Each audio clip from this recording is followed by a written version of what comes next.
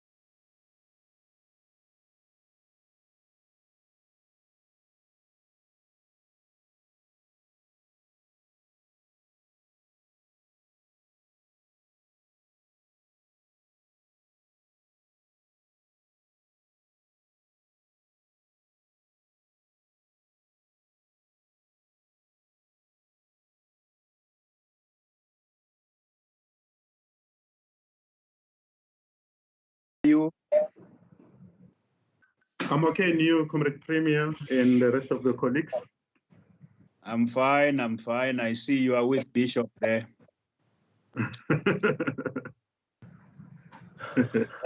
Morning, Premier. How are you, sir? I'm okay, Bishop. How are you? I haven't seen you in a long time, Premier. Really, I think I'm having withdrawal symptoms, Premier. You're wearing like You need prayers, Bishop.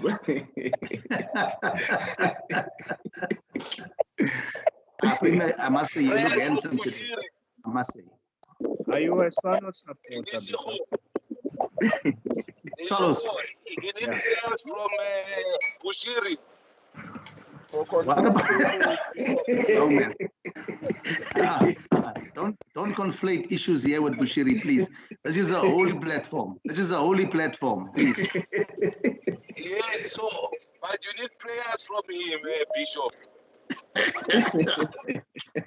But I'm worried the Premier is becoming a yellow bone. Can you see that? He's looking very handsome. Premier is relaxed. I can see it. Now that Bushiri is not around, I'm relaxed.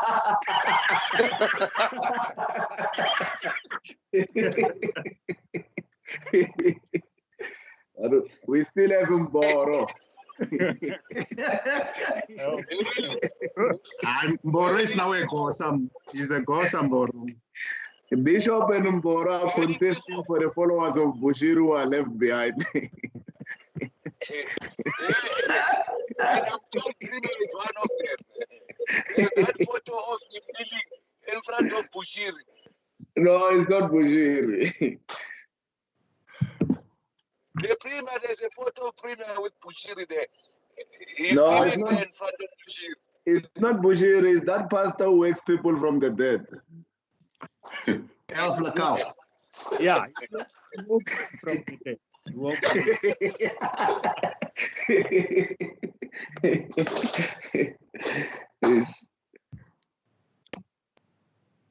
Madam Speaker is trying to speak. You are muted, Madam Speaker.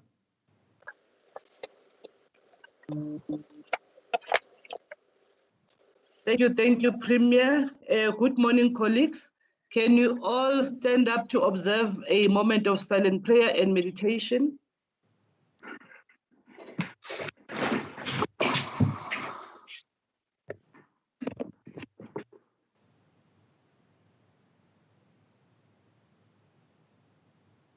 Thank you. We will all be seated.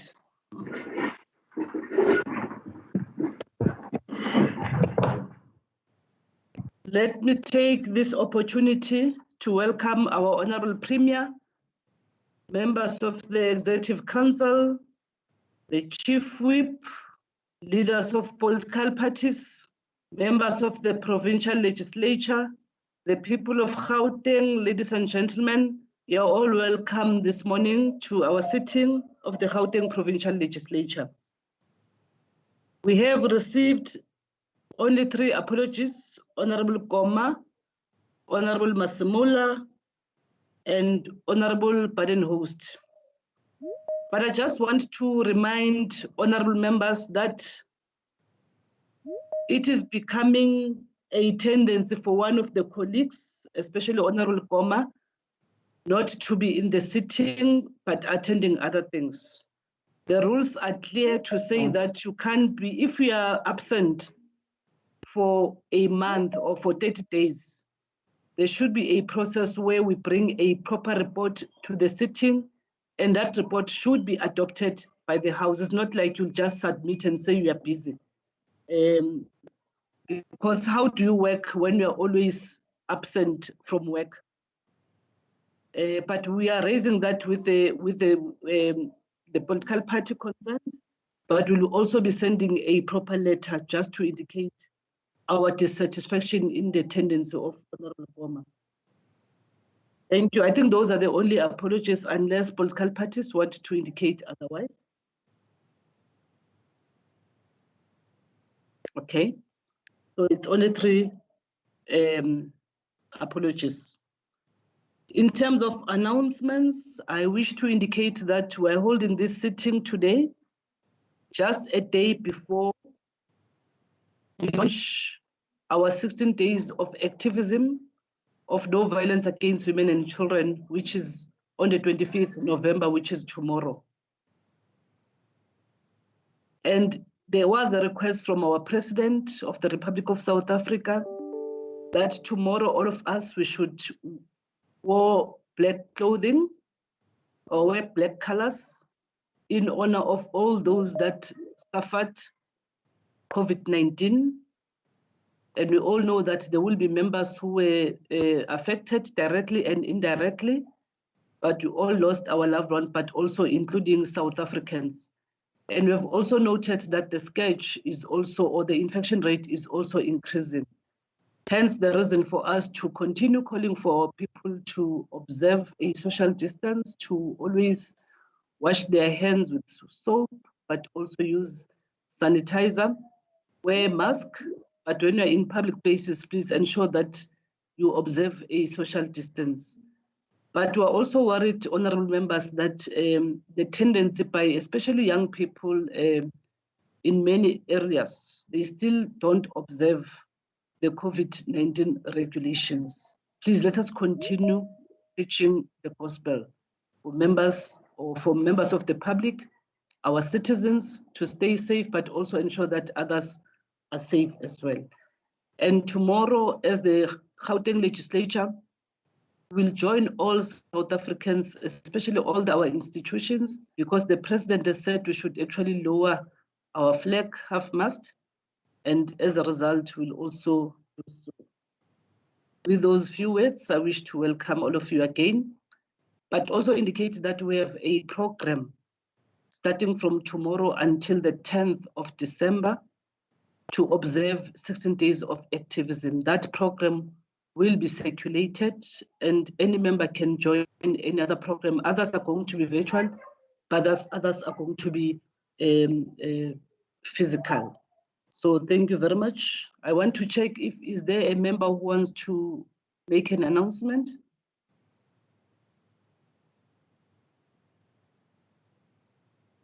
If not, thank you very much. Let me allow Honorable MEC Hlophe to present MEC statement in terms of Rule 79.1. Honorable Hlophe, it's your turn. Thank you, Speaker.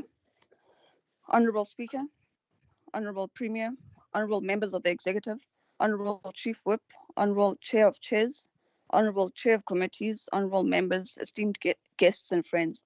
I hereby arise to make a member statement in terms of rules of the House, Rule 79, subsection 1. On the 2nd of November, 2020, the Department of Sports, Arts, Culture and Recreation was asked a legislature question, number SP060, on the procurement of windows for the Gauteng Archive Center, to which I responded in the House that there was no additional amount paid for the windows at the Gauteng Archive Center, as the main contractor, Clear Choice Builders, was tasked with the work as part of the main contract. We have subsequently learned through internal investigation that a parallel procurement for windows was made to an amount of 797,000 to a company called Hushe Lady Fela Construction using the 3-quote system, and abnormally, as the main contractor was already in place tasked with this work. Our response to the legislature question was therefore based on the contractual relationship the department has with the main contractor, as this parallel procurement had not been picked up as it was done under a different line item. The grossly exorbitant amount paid for the windows has attracted much media attention and interest, resulting in a statement released by Member More on the 12th of November titled, MEC Hlophe spends 480,000 on the installation of 15 windows at the Gauteng Archive Center. The press statement by the DA is misleading as it gives the impression that this is a recent procurement made within this administration, when in fact it is an old procurement signed off by the former HOD, the former CFO, the former Chief Director responsible for infrastructure. The same 3 implicated in the illegally procured and installed surveillance cameras in the department, a matter we have concluded DCs for, resulting in the dismissal of the Director of Supply Chain Management. Upon receival of the suspension letter, the Chief Director responsible for infrastructure immediately resigned, and the CFO has now tendered her resignation just before her DC was to take place. The 6th administration remains committed to good governance, and it is in this regard that the corruption matters have not just been left to be dealt through internal DC processes only, but criminal cases have also been opened. As we are finding that there seems to be a pattern of parallel procurements that have been conducted in the main by the 3, who are no longer in the department. Investigations continue to take place as we further probe which other parallel procurements have been made. In this regard, Speaker, and the House, I wish to correct the information we had previously submitted to the legislature question and to further indicate that the revised response has been submitted accordingly. I thank you. Thank you, MEC. It was going to be nice to see you on camera. As a reminder to other members who will be speaking, when you speak, please switch on your camera. Let me acknowledge Honorable Bloom in terms of member statement, in terms of Rule 81, subsection 1. Thank you, Madam Speaker. I apologize, my camera is broken. This is a member statement. Thank you. This is a member statement on the urgent need for a permanent health MEC. Madam Speaker, the Gauteng Health Department has been without a permanent health MEC since 30 July this year, when the Honourable Member Bandile Masuku was placed on special leave. He was dismissed on 9 October, but a permanent health MEC has not been appointed more than 6 weeks later. It is vitally important that this department has a permanent MEC as soon as possible to take critical decisions with undivided attention concerning the COVID-19 pandemic and a myriad of health challenges and backlogs. There is currently a leadership vacuum at the department with many high-level positions that need to be filled urgently, including head of department, chief financial officer, and chief director of supply chain and asset management. It is unclear why Premier David Makura has not yet appointed a new health MEC, even though his own political party has called for this post to be filled urgently. I hope it is not because he wishes to reinstate Honourable Member Masuku as health MEC if he is ultimately cleared of corruption in connection with the PPE contracts. It is already clear that Honourable Member Masuku failed in not preventing this corruption in the first place. This is a political failure that should have consequences. The Honourable Premier needs to tell us when he intends to fill the health MEC position, which should not be held hostage to internal ANC divisions on this critical matter. Thank you. Do you want to be appointed, Bloom? Honorable Tilange.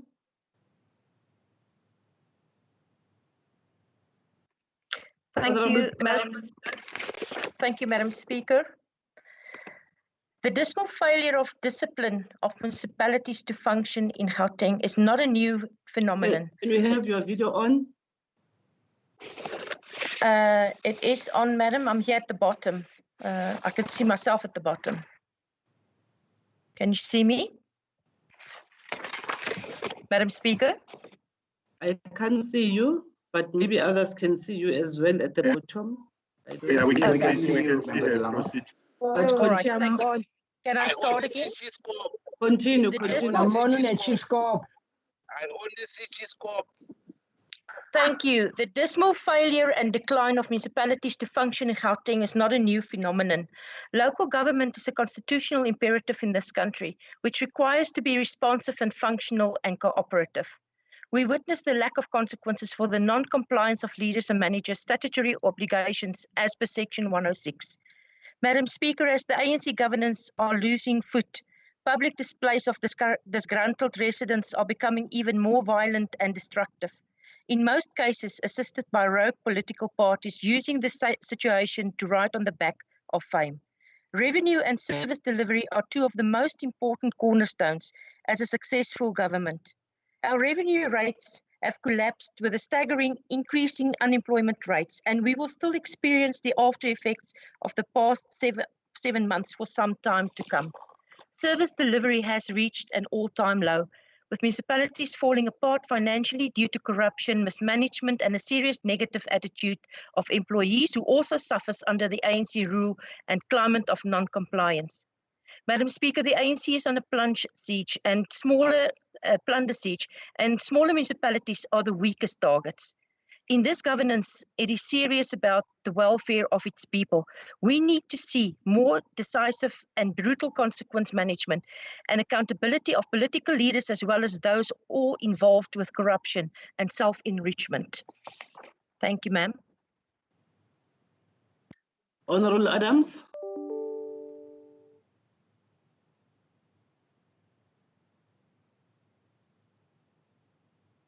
Honorable Adams. Thank you, Honorable Speaker. Good morning, Honorable Speaker, Honorable Premier, Deputy Speaker, the Executive, and all members of the Legislature, Honorable members. Honorable Speaker, after listening to and seeing the discourse in the last sitting, I make the following member statement. South Africa is at what we call a racism turning point.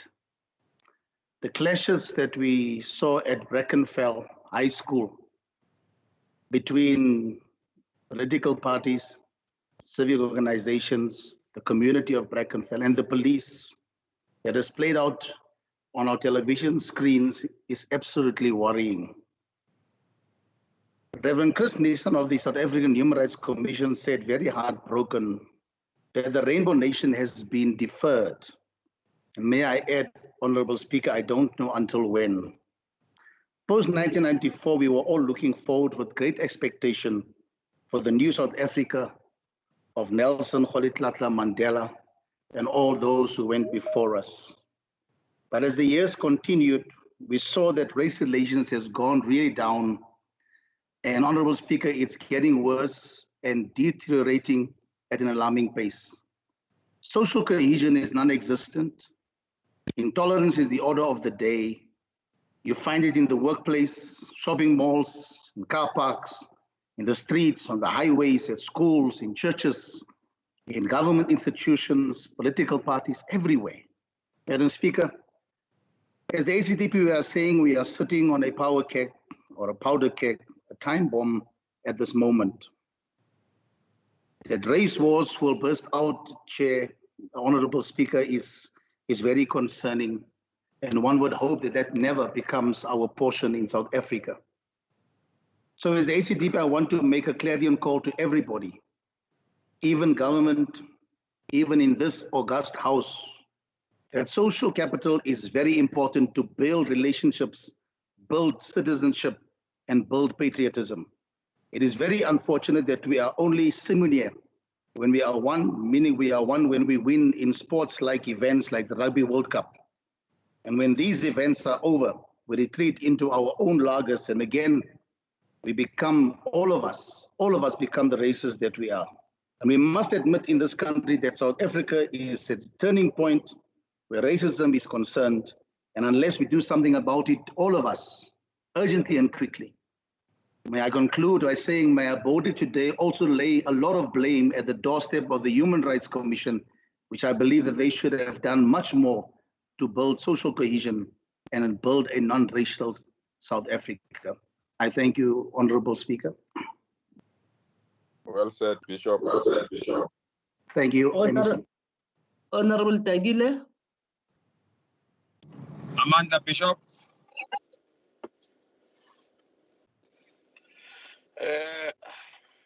Madam Speaker, imperialism and colonialism are the worst form of exploitation across the world. Many parts of our continent bear testimony to this form of cruelty and barbaric action which has been perpetuated to the peace-loving people across the globe.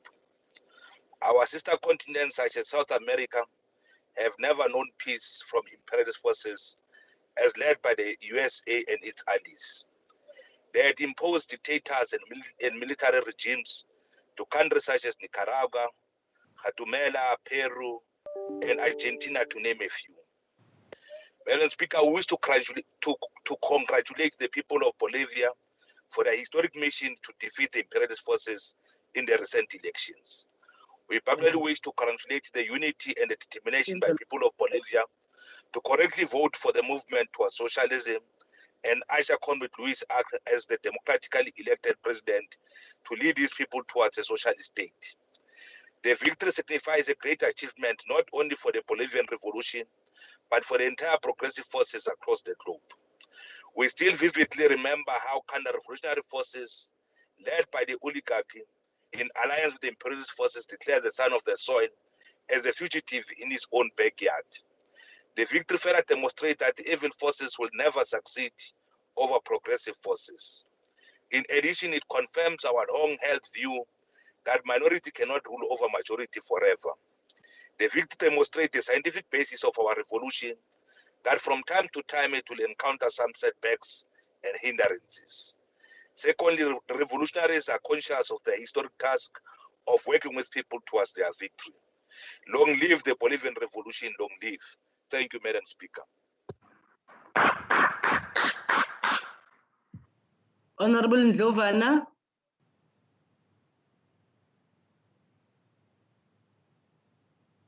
Honorable Ndlovana.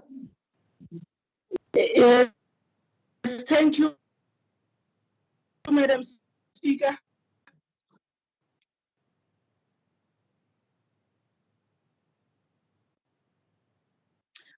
Honorable Premier, Honorable Chief Whip, Madam Speaker, on the 25th of November 2020, we will be launching the 16 days of activism against gender-based. The global theme for 2020 is open code, orange dollar, fund, respond, prevent, collect, close code, and of encourage people to fight violence against. The United Nations Women has indicated that the pandemic of violence against women has alarming increased during the COVID-19 pandemic. An observation that was highlighted by the President of South Africa in June this year, where he said that gender violence in South Africa should be considered as a serious as was a self-defense. Speaker, it is a shame that in 2020, women and girls are victimized through rape, sexual violence, and abuse to a level where they don't feel safe anywhere in our society. We have become a society that has normalized one of the most despicable forms of abuse, rape. As we launch the 16 days of activism against gender-based violence, it is important that we and everyone take it upon ourselves to do that is required by society and on the sketch demands a united front and a relentless fight against patriarchy, which has for too long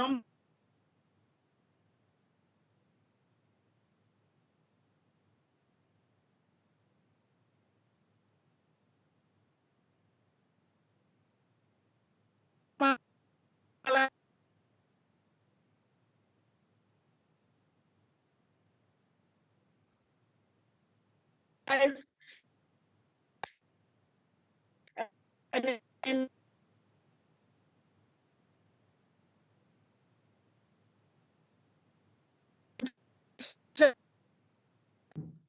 We are muted, Honorable Lovana.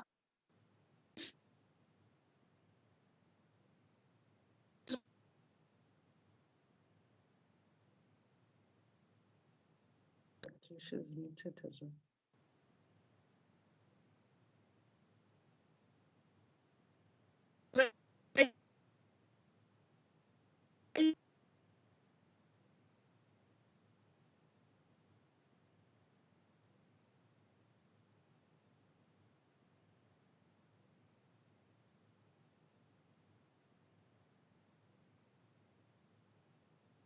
Honorable Lovana, your time is up, and I see we are struggling with your connection as well. Can we allow Honorable Dikhamela?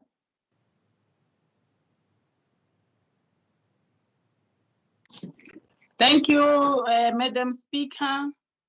The African National Congress in Gauteng wishes to congratulate Professor Puleng Lengabula on her appointment as the first principal and vice chancellor of the University of South Africa since its establishment 140 years ago, and made excuses for the abuse of women. Honorable Speaker, I think Honorable Lovana is still talking. Honorable Lovana, your time was up. Honorable Lovana, your time was up. It's now time for Honorable Dikhamela, and we've been struggling to also hear you. Honorable Dikhamela, continue where you left off.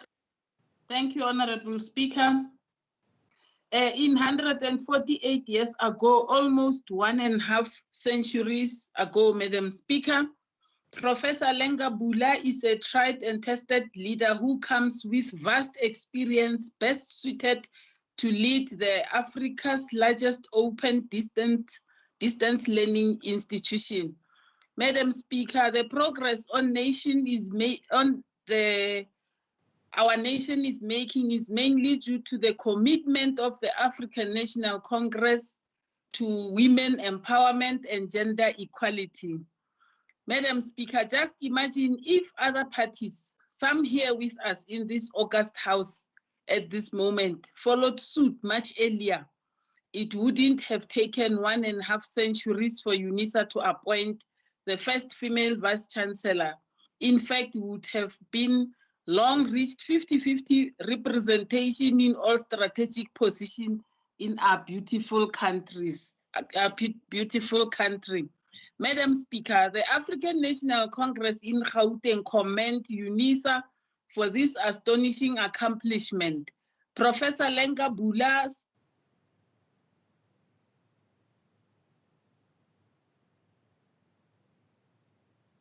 women can lead in strategic roles. We hope that the youth and future generations of our country, particularly women, are not only encouraged but are inspired by this appointment. As her story is an example of the inclusive, non-racial and non-sexist society that the ANC-led government strive to build. As a campaign for women's emancipation and empowerment, the ANC Women's League, a league of the ANC, has always been agitating that if you teach a woman, you teach a nation. But indeed, in this case, the whole continent, given UNISA's stature. We wish her all the best in the execution of this important and tough responsibility, and we would like to assure her of our unwavering support. Watinda Bafazi, Malibongwe, I thank you, Madam Speaker. That concludes the section on member statement. I'm now going to call upon our Chief Whip to present a motion without notice in terms of Rule 120. Chief Whip. Thank you very much, Madam Speaker.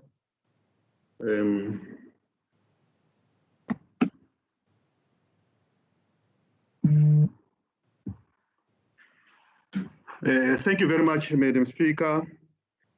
I, Member M. Kumalo, ANC Chief Whip, hereby table the following motion in terms of the Rule 121 read together with Rule 122 as follows. Noting that the following reports on the final mandates was programmed for today's sitting of Tuesday, 24th November 2020. The Social Development Committee's final mandate on Social Assistance Amendment Bill, the Economic Development, Environment, Agriculture and Rural Development Committee's report on the final mandate on the National Forest Amendment Bill, the Economic Development, Environment, Agriculture and Rural Development Committee report on the final mandate on National Environmental Management Laws Amendment Bill. Further noting that the following bills and reports were not programmed for the sitting of Tuesday, the 24th of November and Thursday, 26th of November 2020, respectively. Introduction of the Unauthorized Expenditure Bill, Local Government Municipal Structures Amendment Bill, Customary Initiation Bill. Roads and Transport Committee Focus Intervention Study reports on the lack of capacity in the Department of G-Fleet Management. Roads and Transport Committee Focus Intervention Study report on the assessment of implementation of the queue management system in DLTC and TOLAPS and measures in place to curb backlog as a result of lockdown. The Combined Committee on Economic Development, Environment, Agriculture and Rural Development and the Infrastructure Development Committee special report on the state of Seker Bosrand Nature Reserve waterline project was programmed, and the Oversight Committee on the Premier's Office and Legislature OCPOL Focus Intervention Study report on the COVID-19 related sites.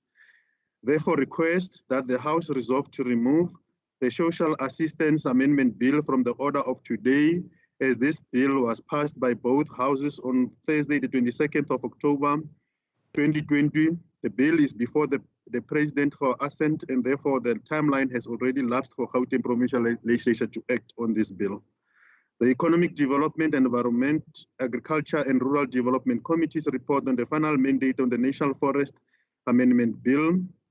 as a select committee will only be considering negotiating mandates for NEMLA and NFAA bill for this term, and the Economic Development, Environment, Agriculture and Rural Development Committee report on the final mandate on the National Environmental Management Laws Amendment Bill as a selected committee will only be considering negotiation mandate for NEMLA and NFAA bill for this term. The consideration of the Provincial Adjustment Appropriation Bill, including the motion on it. And add the following provincial bill and reports on the final mandates of NCOP bills to the sitting of Tuesday, the 24th November as follows. Introduction of unauthorized expenditure bill, local government municipal structures amendment bill, customary initiation bill, Roads and Transport Committee focus intervention study on the lack of capacity in the Department of G-Fleet, Roads and Transport Committee focus intervention study report on the assessment of implementation of queue management system in DLTCs and toll-ups and measures in place to cap backlog as a result of the lockdown. Furthermore, add the following reports on the sitting of Thursday, 26th of November 2020 as follows. The Combined Committee on Economic Development, Environment, Agriculture and Rural Development and Infrastructure Development Committee special report on the state of Sekerbos Nature Reserve, otherwise known as Waterline Project, and Roman figure 2, the Oversight Committee on the Premier's Office and Legislature OCPOL Focus Intervention Study Report on the COVID-19 related side was also not programmed for the sitting of Thursday, 26th of November. I so move, Madam Speaker. Thank you very much. Thank you, Chief Whip. Any seconder to the report, to the motion? Any seconder? I second. Thank you very much. I now put a question. All those in favor say yes. Yes. Yes. Yes. Yes. Yes. All those not in favor say no. The yes of it, the motion is adopted by the House. I am now going to check if is there a member who wants to give notice of a motion in terms of Rule 121.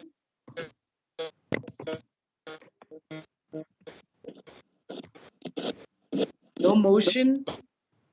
Thank you very much. We are now going to deal with questions to the Premier in terms of Rule 138. On behalf of Honorable Masimula, who can be in a meeting today, I will request Honorable Mabala to read the question. Honorable Mabala. Thank you, Madam Speaker. The South African National AIDS Council has established Provincial Council on AIDS, PCA, to coordinate the responses to HIV and AIDS, TB and STIs, and to formulate its own provincial strategic plan, PSP.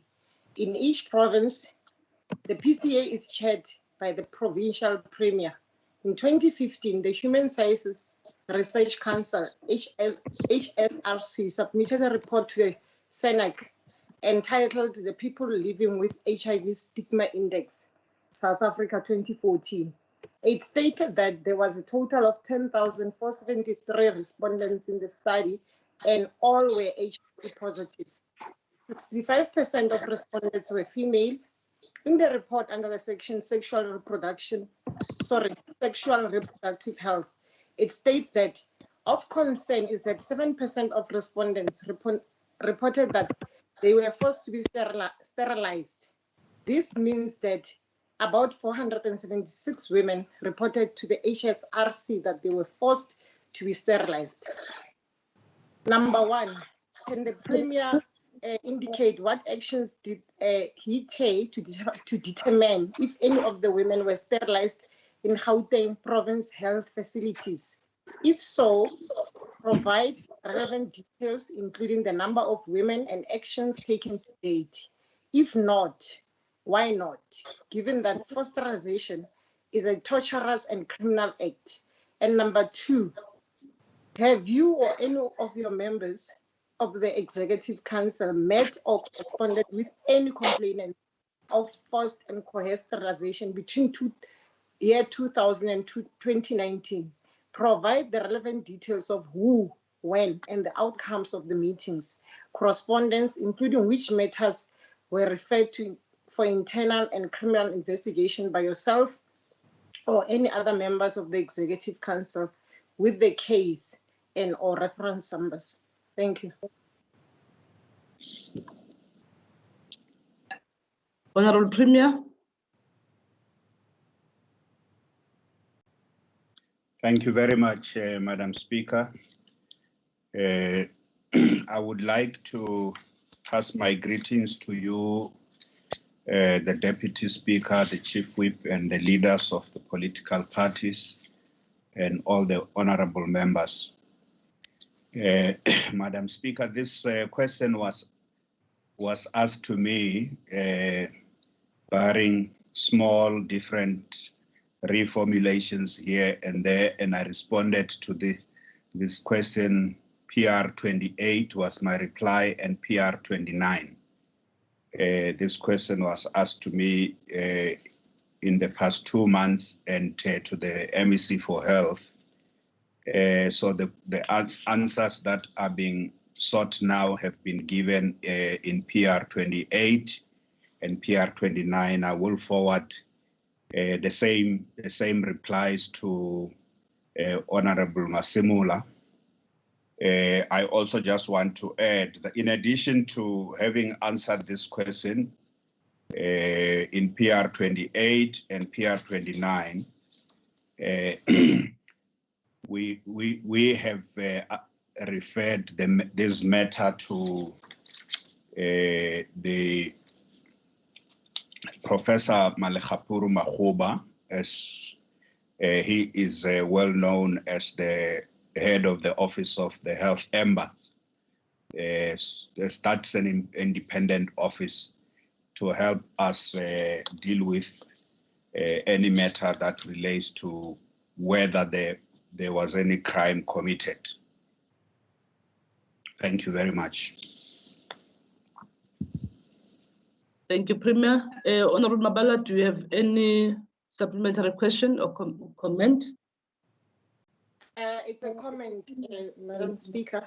I just would like to indicate to the Premier that I would really appreciate if he can forward us those responses, but also just to bear in mind that the reason that we come and ask you these questions, it's because when we ask the MEC for Health, we don't get the acting MEC for Health.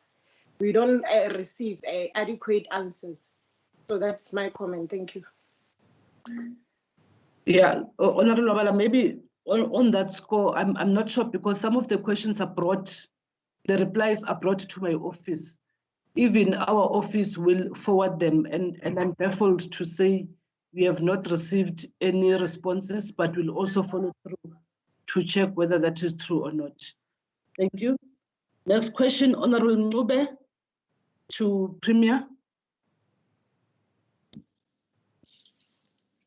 Thank you, Honorable Speaker. A public-private partnership between Ford Motor Company of South Africa, national, provincial, and local government saw the launch of the Tshwane Automotive Special Economic Zone in November 2019. The project envisaged to make to enable economic development Gauteng Province, Tshwane, and surrounding areas in line with the growing Gauteng Together roadmap. Can the Premier please indicate, one, what is the Gauteng provincial government strategy on the TSEZ and new cities? And two, what is the progress on the TSEZ since the State of the Province address? Thank you very much, Honorable Speaker. Honorable Premier. Thank you very much, Madam Speaker. Thank you, Honorable Ncube, for the question.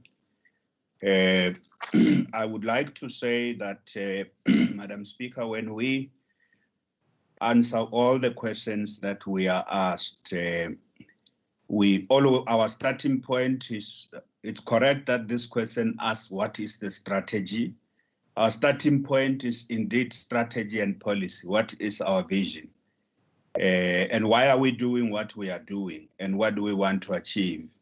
I have been asked by several members on the question of economic recovery, on the question of what we are doing to rebuild the economy of our province, but also on the issues pertaining to special economic zones and related programs of the Gauteng provincial government, especially in the economy.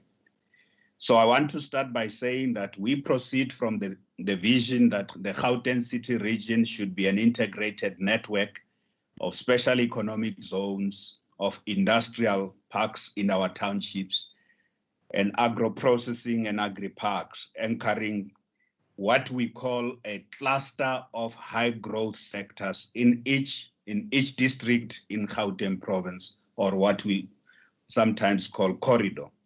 So the special economic zones are not just for their own sake. They are major catalysts for development and inclusive development and inclusive economic paradigm, as well as the integration of our space, our cities and human settlements in the Gauteng city region. So we don't just talk about these special economic zones because they are nice to talk about. They are at the core of our program for transformation, modernization, and the reindustrialization of the Gauteng city region. We have already said we want our goal is to have at least one special economic zone in each district stroke metro, but it depends on the clusters that are there in that district, what our long-term vision is, working with the municipalities in that area, what are the strengths of the various sectors, and then we cluster those sectors and bring the different investors in there and link them up into what the infrastructure space called the special economic zones. I want to emphasize, Honorable Ngube, that this is based on the high growth sectors, because the high growth sectors are the key drivers for employment, they are the key drivers for empowerment, and they are the key drivers for inclusion and exports. We identified the green energy sector, advanced manufacturing, the digital economy, global business services, agro-processing and the agri-food industry, the cultural and creative industries, tourism and hospitality, construction and the various infrastructure projects, and the revitalization of our infrastructure as the critical drivers of growth, which must be linked up with the township enterprises, SMMEs, and Black-owned businesses in each of the 5 districts stroke development corridors. So the cluster approach to the special economic zones seeks to attract investment in the identified areas. We want to emphasize that it is through the special economic zones that we want to mainstream Black business, businesses owned by women, businesses owned by township people, and businesses owned by young people and people with disability in our province. Our vision is to build an economy that is fully inclusive, fundamentally transformed, and that this economy must leave no one out. We want to transform the value chains of these high growth sectors and their supply chains so that there is meaningful participation by those previously excluded. So this is the general approach to special economic zones. Now, the one is automotive special economic zone. Automotive meaning that it is a specialized, it focuses on the automotive sector. It's the second economic zone in Gauteng, in the Gauteng city region, following the official launch in March 2019 of the OR Tambo Industrial Development Zone. Industrial Development Zone is another way of talking about the special economic zone. So we have the OR Tambo SEZ/IDZ, which was launched. Its specialist area of focus is jewelry manufacturing, agro-processing, aviation, and advanced rail manufacturing, because it links up with the eastern part of Ekurhuleni, right up to the Danota area, where the trains are being manufactured in our province. So that's an advanced manufacturing, agro-processing, special economic zone, the OR Tambo IDZ. It will grow in different areas. The Tshwane automotive SEZ, as I said, is focused, specializes with the automotive sector. Whereas in the Vaal in Sidibeng, we are focusing already, we're at an advanced stage in our finalizations of plans for the Vaal Special Economic Zone, which will focus a lot on the revitalization of the steel industry in the Vaal. The steel inputs are critical for industrialization and manufacturing, and the revival of some of the manufacturing sectors, including advanced manufacturing initiatives undertaken currently by the Vaal University of Technology. And in the West Rand, we have said this again, we are focusing there on what we call the special agro-processing zone, in the agriculture type of a special economic zone, which you'll find in certain parts of our continent, in West Africa, in Nigeria. You would find a lot of a special agro-processing zone in Ghana.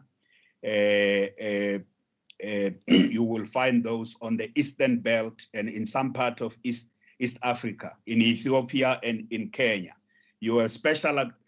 The special economic zones of a special type, focusing just on agricultural value chains and agricultural production. So that's what our focus for the West Rand is.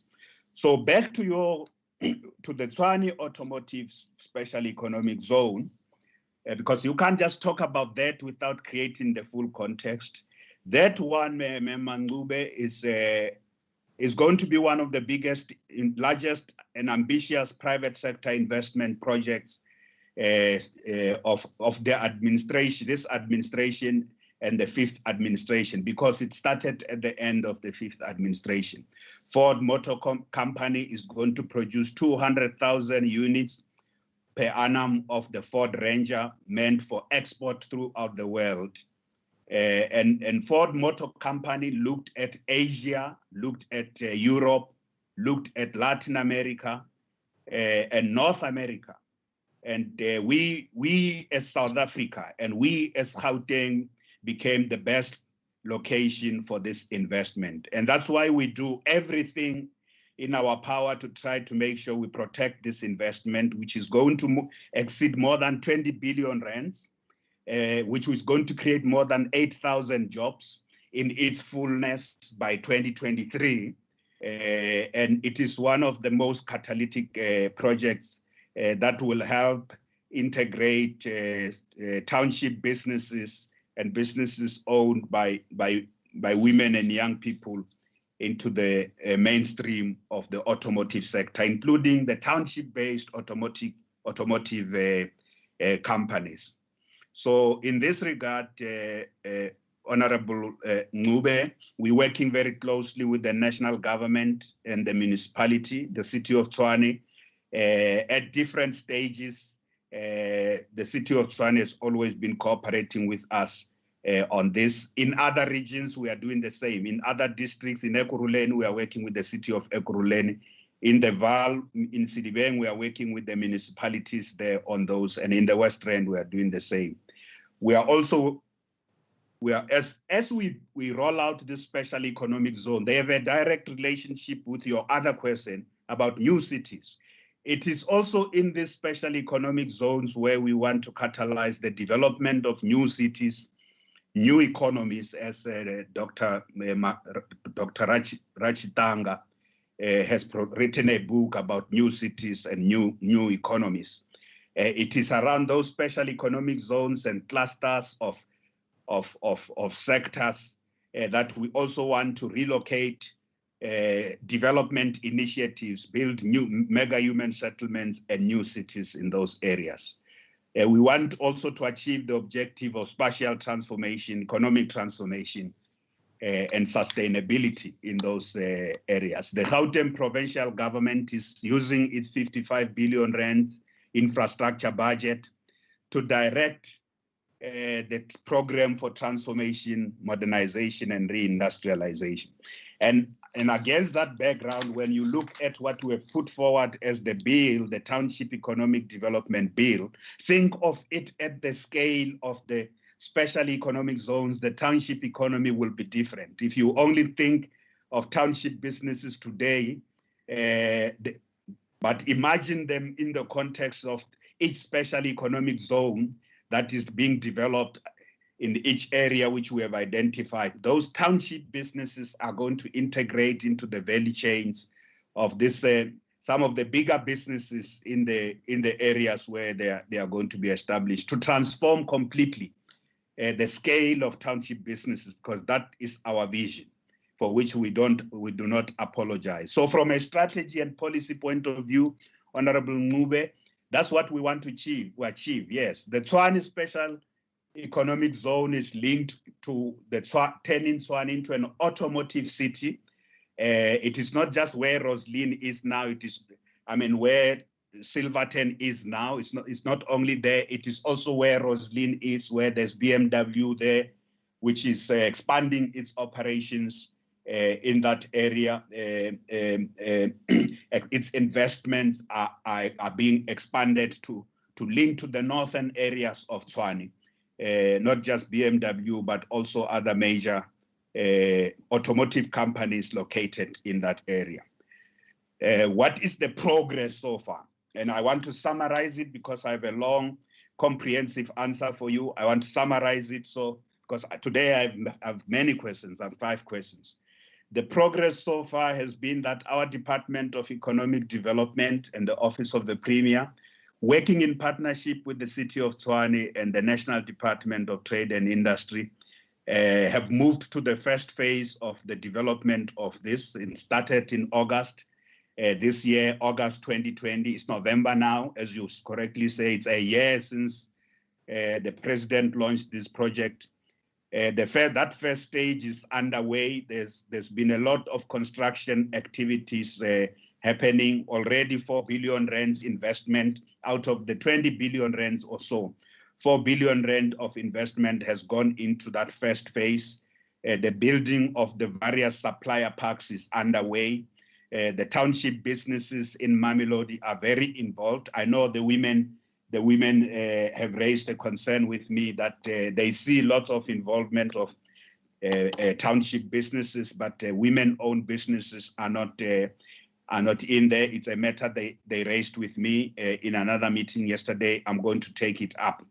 But the SMMEs in Mamelodi have been very central. 47% of the contract value of the first phase of this project has already gone to support in the form of local packages to SMMEs in the construction sector in Mamelodi. And this covers all the wards, Ward 1 up to Ward 9. There are structures established. All councillors are involved in ensuring that they support this project and that the township businesses, especially in the Mamelodi area, participate in the process. From time to time, there are difficulties, but those things get resolved. I also want to say that there's been lots of work done by our Department of Economic Development, again, working with the Premier's office, to assist those small enterprises in Mamelodi and Nelmepias. That includes skills training, registration on databases, to assist them with various processes so they can access these opportunities. And it's compulsory for all contractors, the main contractors, it's compulsory for them to basically open up opportunities for SMMEs and bring them into their supply chains. It's compulsory, as I say. So over a period, we have had more than between 60 and 80 SMMEs in the area of Mamelodi, Nelmepias, that are involved in this process. As I say, from time to time, there are problems, but problems are there to be resolved. I want to conclude by saying that the next phase is going to be extremely important, that the next phase, that's where the key role is going to be played by our Gauteng Growth and Development Agency, which we have to ensure that it is ready and fully prepared, not just to operate the Tshwane Automotive SEZ, but to also improve the OR Tambo IDZ operations, which has had some difficulties there. One important lesson for the legislature to know is that the Tshwane Automotive SEZ is a model for the whole country in terms of cooperation and collaboration between the three spheres of government. That's what our national government team says, that we have worked so well with the different spheres of government, but it is also a model on how the three spheres of government can have a shareholding, equal shareholding in a special economic zone, and therefore take active interest in ensuring that this is not a white elephant. It is going to succeed, and nothing must stop on the way of this project, because it will help transform the northern part of our province, together with the other investment initiatives. So that's the summary in terms of progress. We in the last few days, in fact, 2 weeks ago, we had myself and Anisi Musupye had a virtual meeting with Ford Global Manufacturing Leadership that is based in Asia. From time to time, when we experience delays, whether it's a delay in an approval or a delay in the supply chain processes of appointing people who must build the next, we get assembled together. If the problem is caused by the municipality, like the delay was in Tshwane, yesterday Tshwane just signed off on the approval of plans around build some of the partners there who are building their own structures. So Tshwane approved that yesterday after we had to intervene and push the mayor, and we get in very good cooperation there. And the provincial government and the DTI are now all shaping up. And this, I think that's the good lesson for the next set of SEZ. If one side, if only one party drops the ball, you have a big problem. Investors owe us nothing. They may go elsewhere. If we take long to make decisions, to approve a plan, to appoint, if the SEZ, the Tshwane SEZ company takes long to make decisions, investors will move to the next place. But these are major lessons for the new cities projects, as well as the other SEZ, Honorable Ngube. We have learned a lot from this process. And I want to commend members of the legislature who have really been probing and supporting the provincial government on the need for these projects of the SEZ to move with great speed. Thank you. Honorable Ngcume, you have any short comment or supplementary question? Yes, Honorable Speaker. Short remark. Honorable Premier, it's good that you are committing to correct what has been done about women in participation there. I hope that also you think about this project also absorbing the military veterans, as they are also part of the designated groups. Thank you very much. Any comments, Premier?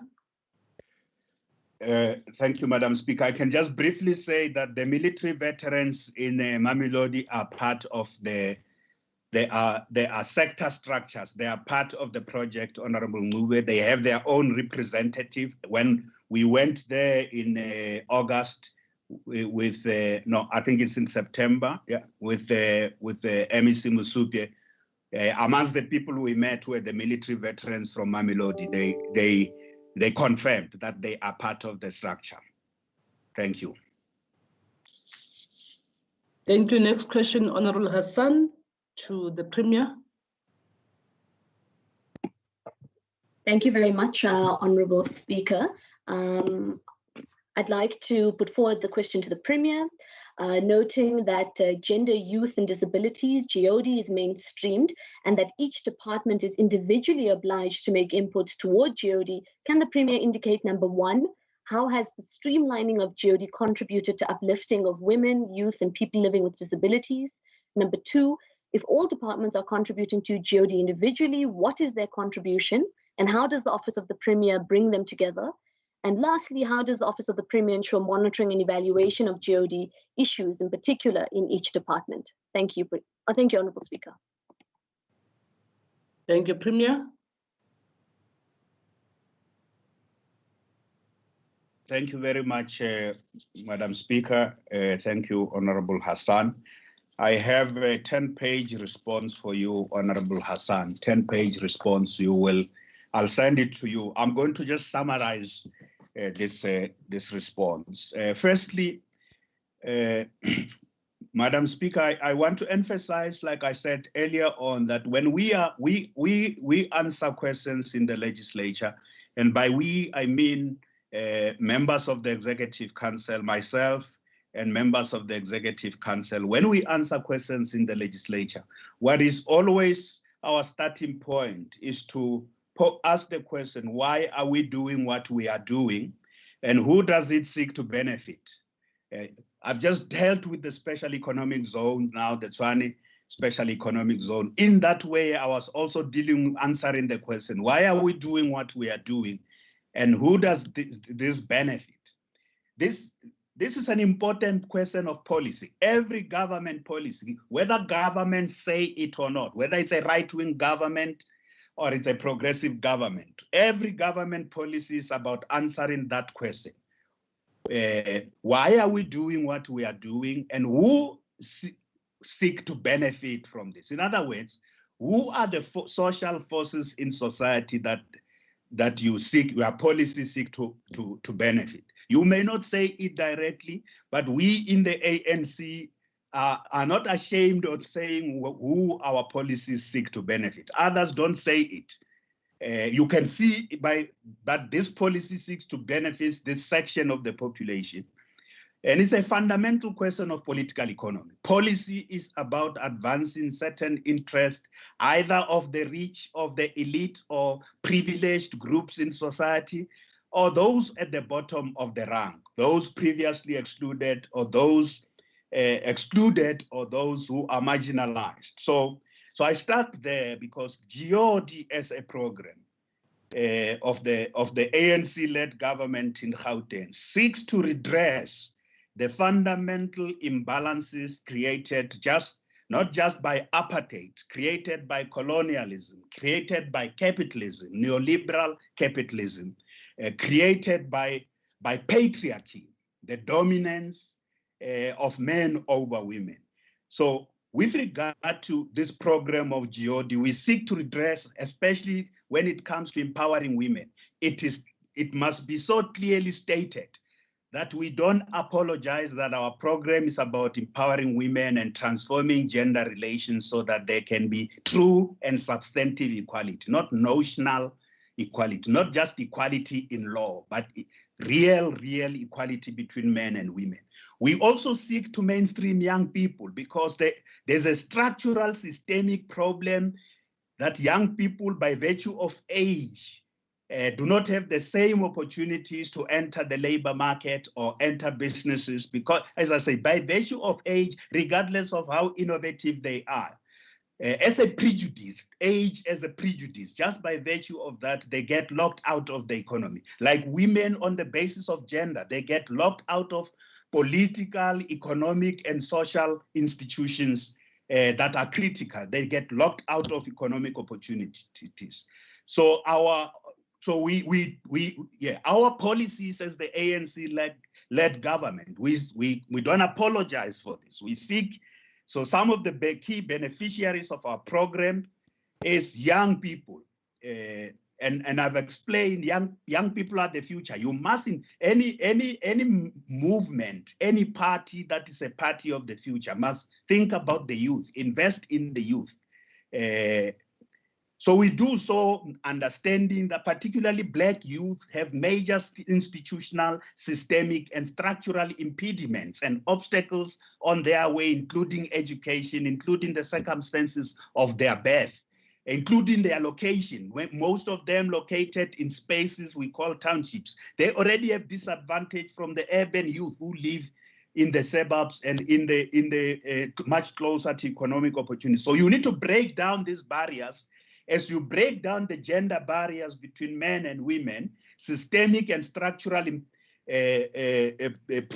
prejudices and discrimination against women, you must also pay attention to the youth. And lastly, people with disability, by virtue what progressively is called being differently abled, by virtue of having some physical disability or the other, not because they are less intelligent, not because they are less talented, they also face structural impediments. By virtue of how they look, the whole world is arrayed against them. So a progressive party, a progressive movement must have policies to break down these barriers. I know, Honorable Hassan, that there are parties in this legislature that doesn't believe in mainstreaming, which do not believe in targeting women, targeting people with disability, or even redressing racial imbalances because they believe in so-called, they are colorblind and they are gender blind. They don't believe in targets for that matter. And those parties often believe that the market will correct the structural systemic impediments and institutional disadvantages that women, young people, and people with disability as targeted group face. These parties, I call them right-wing and neoliberal parties because they either believe in the market being the mechanism to correct. There's no market that can correct. You need active state policy, active state intervention, state programs to correct man-made. These are man-made, and by men I mean really men. They are not women-made. The patriarchy is a man-made in the literal sense. It's a man-made privilege, male privilege, and the other privileges that go with it. Whether it's discrimination of people on the basis of their class backgrounds, they were born from working class parents, on the basis of sexual orientation, or on the basis of religion. All those are man-made. They can be overcome and they can be broken down through active policy, not the market.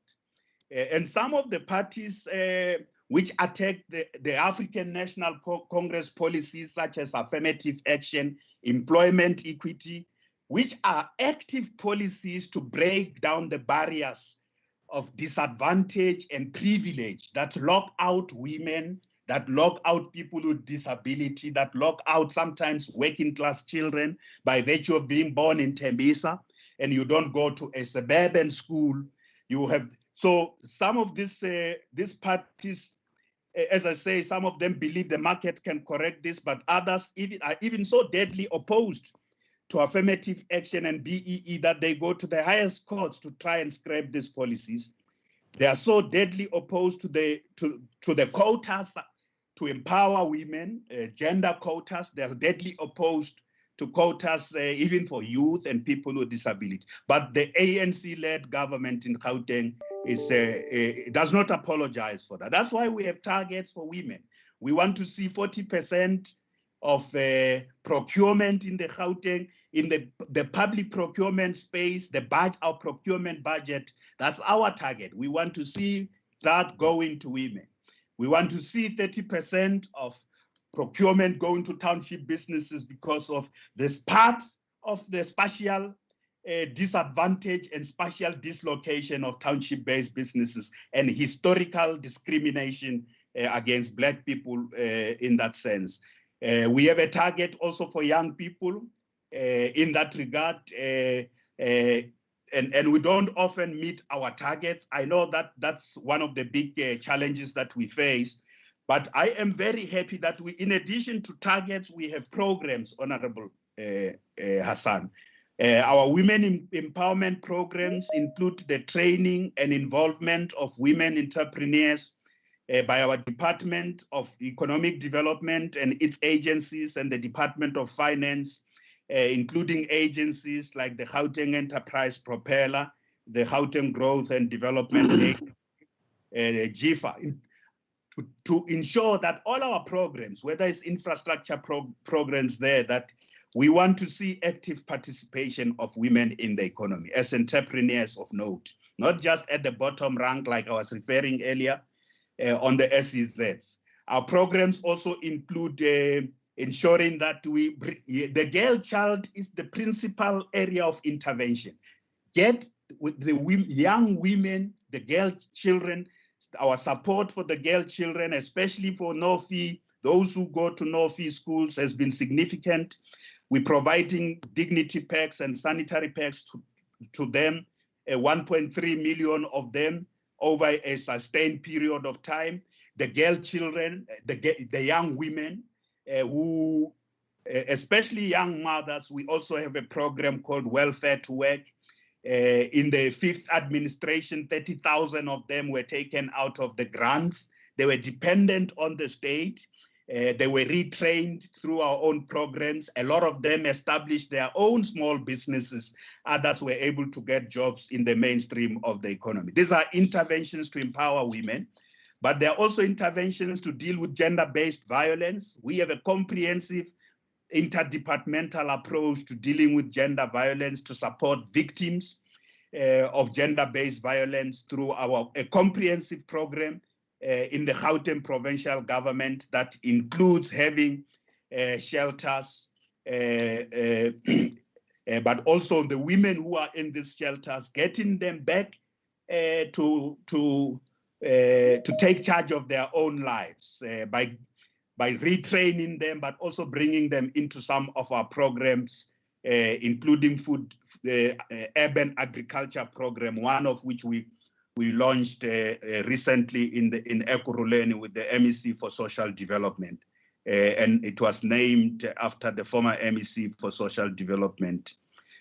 So supporting women includes those who are in the economy or those who want to get into business, but also those who are victims of gender-based violence. And I've got lots of detailed statistics here that you will go through on those interventions. On youth, I won't be long here because our youth program that seeks to do the same, to break down the barriers that prevents young people by virtue of being young from entering the labor market. That's what SEPO 1 million is about. Reskill young people, demand-led skills, but also many young people have got business ideas that need to be supported to get to actual businesses. We have many lessons we have drawn from SEPO 1 million on that. I know there are shortcomings and a lot of feedback I get often from members is that it must be upscaled and then there must be further interventions to improve on that. But in this province, we have actual numbers of how many young people in Gauteng province have been supported, mainstreamed particularly into the tech sector as techpreneurs through the ECASI Labs and the Gauteng Innovation Hub. That the target for there to bring young people into the digital economy, how many young people are being trained in digital skills. The target has been to bring young people into the various sectors. And also, how do we incentivize businesses that do business with Gauteng government to employ Gauteng young people? Even Gauteng provincial departments, we have a policy decision that entry-level jobs must not be, there's no need to ask young people to have experience. When will they gain experience if they don't get to start to work? So entry-level jobs in the Gauteng provincial government departments are also opportunities where we want to bring young people into the public service. In that regard, that's with regard to the youth. And people with disability, we have a target also for them. 5% with regard to empowerment, their empowerment through procurement, but also in bringing them into management responsibilities in government. Now, Honorable Hassan, this Our approach to GOD is both about what happens in government, but also what happens in society. How do you empower women and youth in government, including in positions of responsibility in various departments, people with disability? How do you empower them, but how do you also facilitate their entry into the economy? You will see in the report I give you that there's an interesting story that is emerging. 2 of our departments in Gauteng province have actually achieved our 5% targets in the first and second quarter. They've been able to achieve our 5% empowerment target for businesses owned by people with disability has been achieved by 2 of our departments. And we want to make sure that all the departments do the same. Every time I talk to OCPOL, where we fall behind the targets, I get asked, what are you doing to meet these targets? So we are looking very closely where we draw lessons. If one department has been able to achieve the targets, we take these lessons to the others. I must tell you, we lost 9 months during COVID-19. A lot of government has slowed down. I'm not very pleased, and I'm going to say this on Friday in the annual report. In many areas, we have not been moving at the pace we were supposed to do. Objectively, it's a result of the pandemic, but you know, this has been the first year of the 6th administration. So we have lost a lot of time already, and it worries me. In terms of our transformation intervention programs, GOD, township economy, and also the programs around the special economic zones in driving change. So if you asked how do other departments contribute individually, as I said, this is the ANC government's, it's the whole of government approach.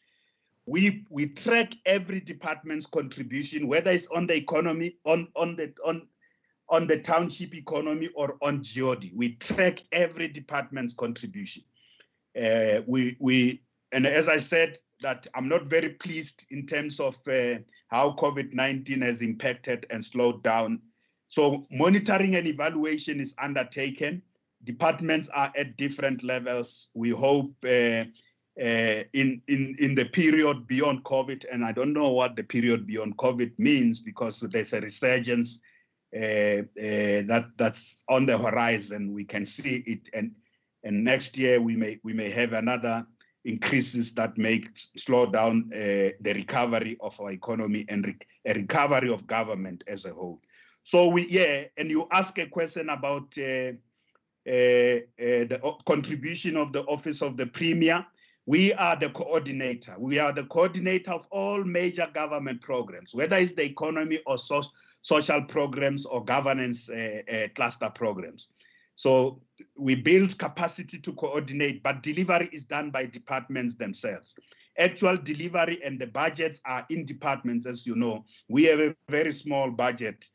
We also look at how the resources are allocated to all the departments to support these policy positions. They are not just abstract ideas. These are transformative policy positions. It's what we stand for. It's what type of South Africa we want and what type of Gauteng we want.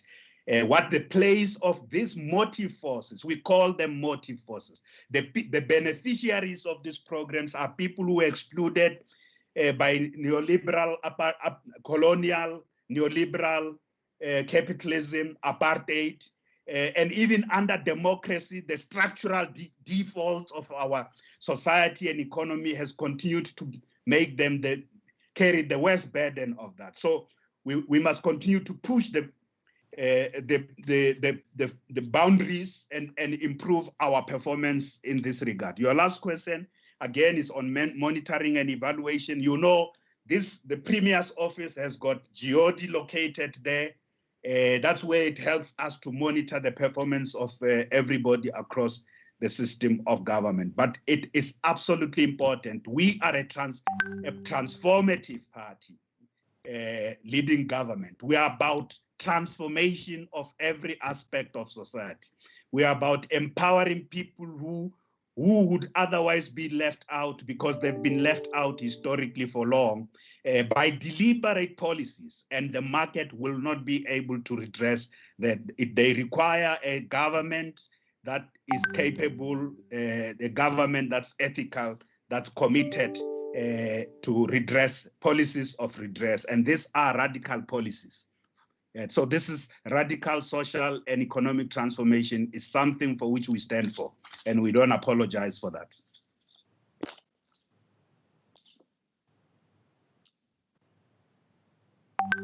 Thank you, Premier.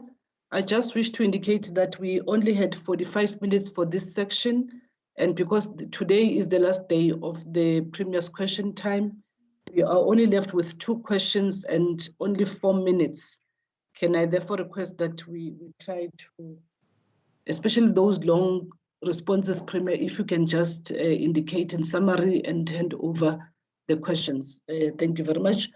The next person is Honorable Ntsege to the Premier.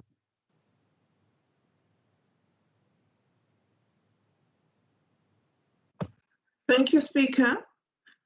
To the Honorable Premier, since becoming the Ambassador for Anti-Human Trafficking, could the Premier please indicate, has a multi-departmental task team been formed? Which departments were included in the task team? How often has this task team met? Please provide dates. Has the team achieved success in reducing human trafficking in the province? And what attributes are measured in order to determine this success? Thank you very much, Speaker. Honorable Premier.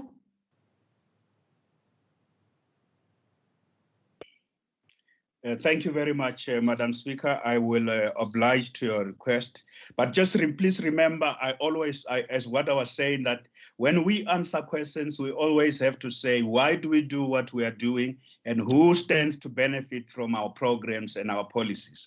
And even in dealing with this question about human trafficking, we know that women, the victims of human trafficking is women and children, particularly girl children. Yes, even boys, these are the principal victims of human trafficking, women and children, because out of it arises drugs, illegal drug trade, as well as sexual slavery and the trading with human body parts. This is a transnational crime.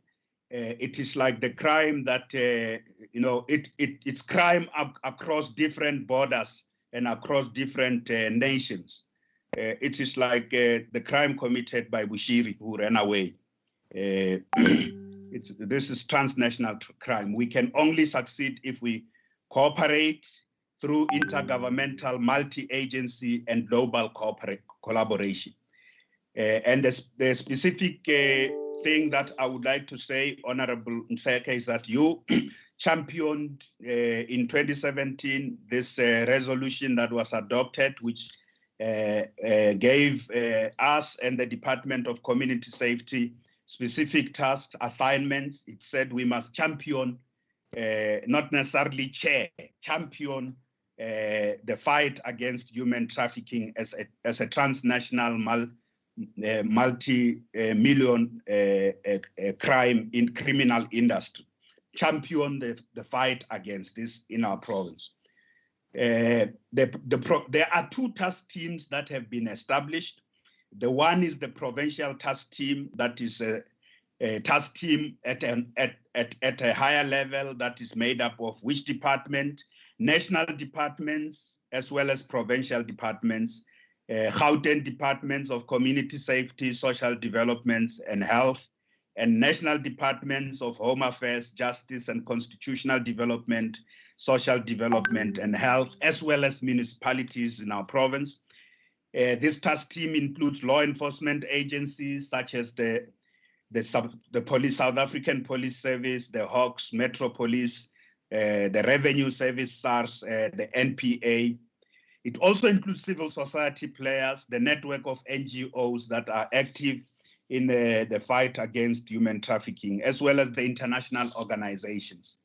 So that's one task team. There is also what's called a rapid response task team. The rapid response task team is mainly a task team of law enforcement agencies These are the people, an intelligence-driven team that identify which areas and conduct intelligence and arrest operations against those involved, and rescue operations as well, so that those who have been kidnapped by these rogue elements can be returned to their families safely. Some of the people sometimes are not even, they are returned to their countries of origin outside South Africa. How often has the task team met? Honorable Ntsege, I have dates for this year, because these are two task teams, as I said to you. There is the task team that involves a more strategic level task team that involves all the departments I referred to, and an operational task team of law enforcement, which is called Rapid Response Task Team. I've got dates for when, especially this year, when did they meet? From January, March, May, September, and November. Both task teams meet quite regularly, and in going to the previous years would have taken pretty long. What are the attributes we use to measure progress? Let me first say to you that I am happy that there's been an increase of arrests since 2016. The arrests have increased from 36 to 71. In terms of law enforcement operations that led to successful arrest, have doubled the number of arrests. But my biggest problem is that then the convictions are not increasing at the same rate. There's also been rescue operations and release of victims that have increased also, and that victims have been freed. The big problem is with regard to the criminal justice system when it comes to convictions, and that's where I am unhappy, Honorable Ntsege, and I'm quite disappointed there. It is a matter that we will continue to engage with the national prosecution authorities to ensure that we increase convictions in this area. But if you're talking about arrests, and the number of people who have been rescued, there have been significant improvements in that regard. That's the long and short of my response, Honorable Speaker. Honorable Ntsege, do you have a short remark or a supplementary question? I have a short remark, Honorable Speaker. Okay, continue. I want to thank the Premier that there's actually been a task team formed. But if you remember the sitting of the 3rd of November, there was also a task team which I wasn't aware of that was formed in 2002, where I would love to know one day what they've achieved in the 18 years that they were formed. According to an expert that I work with who is at UNISA, the rescue rate, as you rightly say, Premier, is predominantly women and children. The rescue rate is 17%. We're about to get into 16 days of activism. And I think when you look at human trafficking, it is massive in terms of making sure that as the father of this province, you really put even more efforts into fighting human trafficking. It's really, really becoming a scourge, especially when you consider that Gauteng Springs is actually the capital of human trafficking in Gauteng, and we cannot continue like this. Just this week, I learned of a child who was literally human trafficked, waiting for school transport in Tembisa. I mean, these things, I'm just talking one incident. There are so many, and I want to appeal that more work needs to be done. Thank you very much. Any comments, Premier? I agree with Honorable Ntsege that more work needs to be done. I think that is the nature of this crime. I think it is important that we understand that human trafficking is a dimension of gender-based violence. That's why the target victims in this regard is women and children. Our comprehensive strategy to deal with gender-based violence and femicide has placed human trafficking as a critical area of focus. More needs to be done, including convictions. Honorable Nseche, there are many different areas in our province. Let me say to you that it's not just Springs. The CBDs and the old CBDs in our province, from Tshwane to Sidibeng, from the east to the west, all those old CBDs where you have lots of old buildings are hubs for human trafficking. So we've got a big problem in our hands, including areas like Kempton Park, just close to the airport there. So it is a widespread problem, but I'm convinced the police are doing a lot to crack down on this, which we need to continue to improve.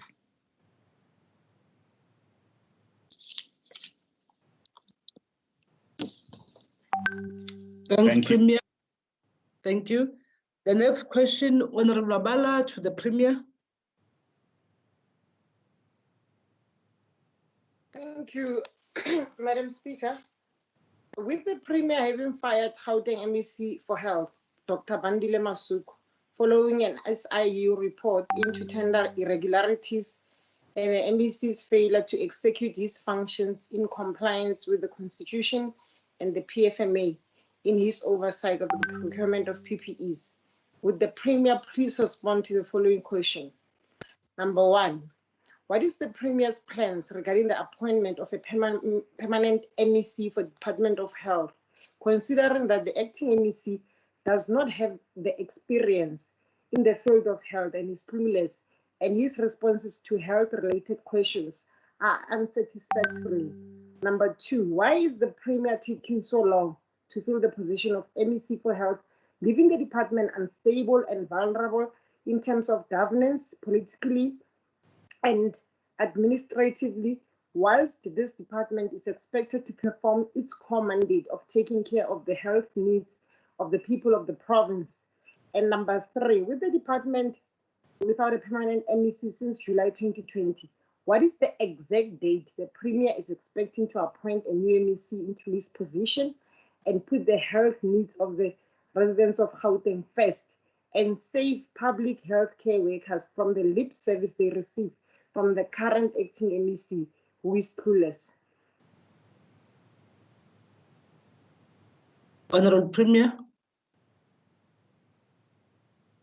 Thank you very much, Honorable Speaker. Thank you, Honorable Mabala, for the question. I know that earlier on, Honorable Bloom put a statement in the House saying the same thing. I know that you and Honorable Bloom are interested in this position, but I must say to you, you don't qualify. The two of you don't qualify. Let me say, Honorable Mabala, that Honorable Speaker, this I must go through systematically. The first thing is that the Gauteng Department of Health occupied a central role in Gauteng's response to COVID-19 pandemic. And so are all the departments of health, the national and in all the provinces. And we all know that the Department of Health started off very well in guiding our city region's response to COVID-19, including when we went through the difficult period of the first wave in July, when the cases were growing. But we know that at the back of that, the incidents of corruption that are being investigated by the Special Investigation Unit and the various law enforcement agencies in the Republic have eroded public confidence and undermined the progress the department was making on many fronts. It's a matter of fact that the PPE corruption has undermined public confidence, and tough decisions had to be made by myself with regard to the executive authority and the accounting officer and some of the senior officials after the processes that were investigated by the Special Investigation Unit.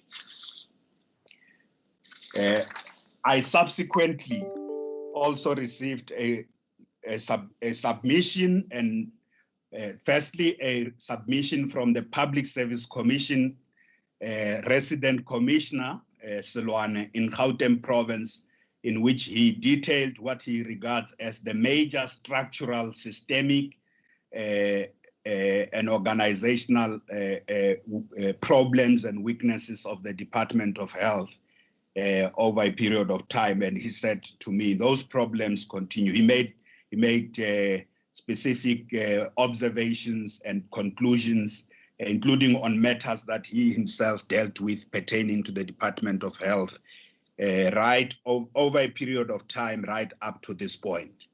I also received a report, which was a complaint from the National Department of Public Service and Administration about some of the things that were implemented by the Department of Health on the organizational structure, contrary to what they had approved. And the fundamental issue, therefore, this I reported to OCPOL, Madam Speaker. The fundamental issue, I could have simply appointed an MEC without dealing with some of the fundamental issues that I now say have been brought in writing to me by very important institutions about what they regard as the major problems facing the Department of Health. I had to consider those, and this has to do with the administration, the state of administration of the Department of Health. And as a result, I had to take into account what is it that we need to do in addressing the Department of Health's organizational, structural, and systemic weaknesses pointed out, especially by the Public Service Commission, and went to the Executive Council, the EXCO, and at the Executive Council, we agreed that we will finalize an intervention, an administrative intervention, a comprehensive administrative intervention to ensure that the Department of Health in Gauteng is assisted to meet its constitutional responsibilities and address these problems that have occurred over a sustained period of time that were pointed out by the Public Service Commissioner, Mike Silwane, that we are nowhere near addressing those problems. His argument was these problems are deepening and they are undermining the delivery of health services. So I had to consider that. I also had, at the same time, had to ensure that we have a consultation process with the National Department of Health and our DG and the DG of the National Department of Health have also been involved in the same process to help us put together what we would call a comprehensive administrative intervention that will assist, not just appoint MEC, but ensure that when the MEC is appointed, there is a team of experts, public health experts and management specialists who will work with the department over at least a specified period of time to help reorganize that department to deliver health services in an optimal way in Gauteng province. These are the issues that are coming, as I say. Some of these issues have also come from our interaction with the clinicians who are raising major issues of the organizational structure that is not optimal to support service delivery, healthcare service delivery on the ground. So the Executive Council will tomorrow, that is on Wednesday, it will announce a comprehensive intervention that will support and assist the Department of Health in Gauteng over the journey that includes the immediate threat of confronting the possible resurgence of COVID-19, but also the long term. How do we reorganize public health services in Gauteng? And how do we address the problems of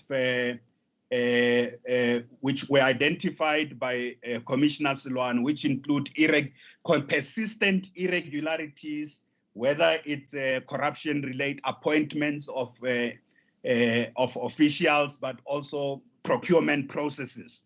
some of the persistent irregular practices that are plaguing that department, but also some of the losses, financial losses that the department has suffered over time. It is common cause that at the moment we have the top of the department is suffering from either suspensions or resignations born out of investigations, and this intervention team that will be that we have agreed we will get a certain number of people from the National Health Department, and we have identified a certain number of public health specialists and management specialists who will come into the department and work with the leadership of the department, both the new MEC for health as well as the management team, to turn around the department. So that is the reason, Honorable Mabala, that it has taken me up to this point. It is very easy to simply just make a decision on the hoof and not look at the root of the problem, what we call going to the root, and just bring people one person after the other, but the organizational culture is not changing.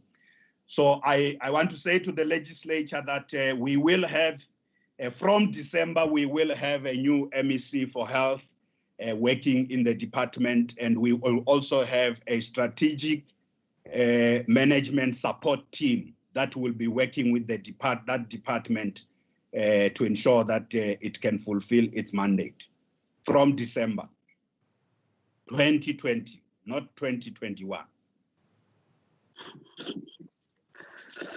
Premier, short remark. Honorable Mabala. Yes, Madam Speaker. I hope the Premier is not giving us lip service here, because there is a tendency of the leadership, especially his executive, for them to come and tell us timelines and tell us this and promise us that. I hope by the 1st of December, as you are saying, Premier, we'll have a new MEC in that department, because, I mean, that department is very key. Don't forget that we are facing the second wave of COVID-19, and currently that department is leaderless. Since when did you become an expert boy? You think the Premier doesn't know that it's critical? It's a critical department. Honorable Zwalo, and Honorable Mabala, can we have your comments been short? Not going to be interrupted. Honorable Litwalo, thank you. Honorable Litwalo, Honorable Mabala, be short, please. Honorable Litwalo, please. Why are we defending outgoing chairperson of ANC? Honorable, no, but she's disrespectful. She started by saying the current acting MEC. Honorable Litwalo, the Premier will respond about the Department of Health. Honorable Litwalo, please. Who are you? There's a cockroach behind you, Mabala. Mabala, there's a cockroach behind you. Can you check? Honorable Makubela, please. No, Speaker, no. Please, Honorable Speaker, why always member she must be attacked? Honorable Litwalo, please. Honorable Zwalo, I hope you are not undermining my ruling. Honorable Litwalo, I hope you are not undermining my ruling. Please, can we be orderly? Honorable Mabala, I think we are done. Can we allow the Premier to respond? I just wanted to... Madam Speaker.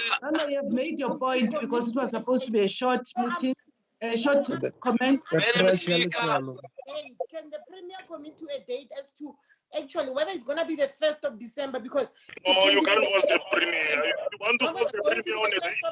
Who are you? You are not the ruling party. You think you're the ruling party here? You're not the ruling party. Honorable members, please. Honorable members, please. Becoming the ruling party in Gauteng. Honorable Litwalo. Honorable Litwalo.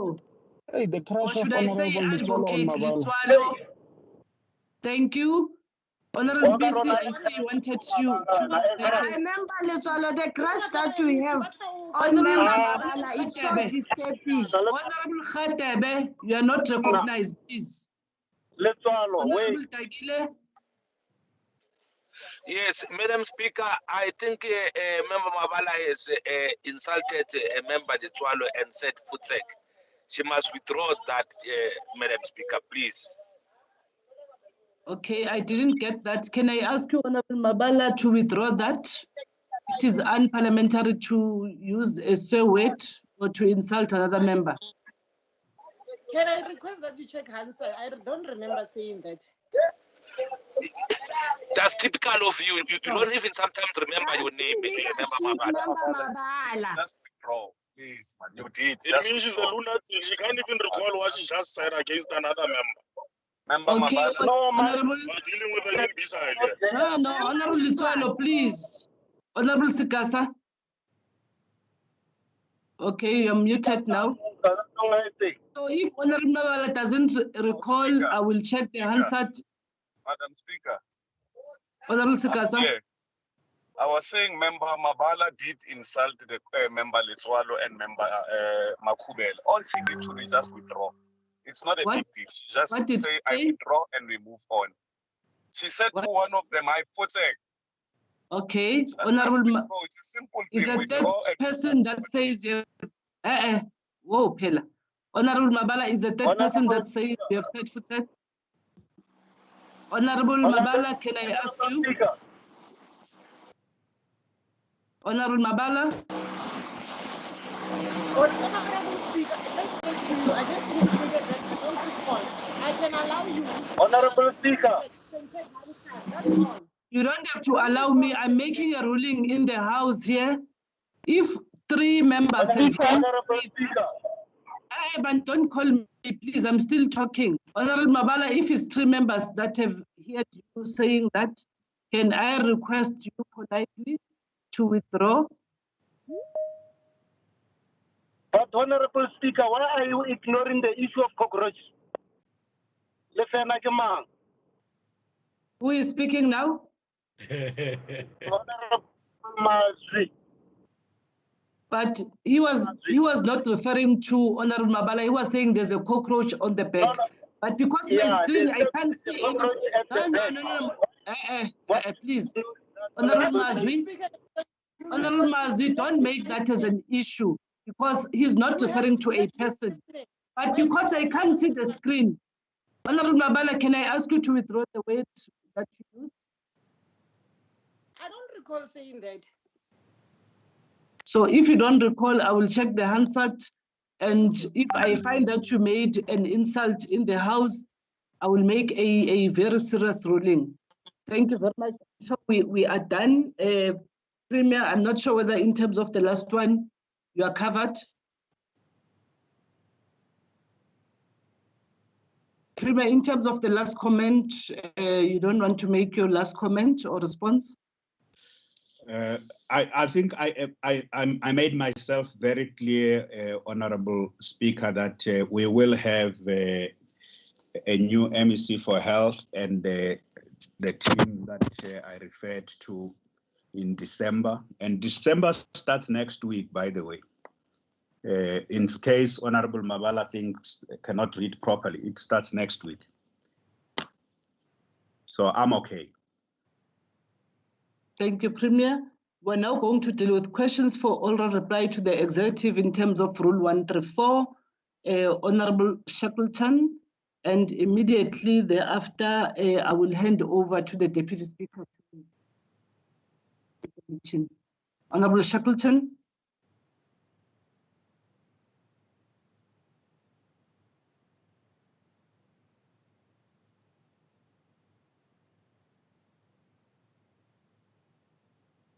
Honorable Shackleton, are you in the House?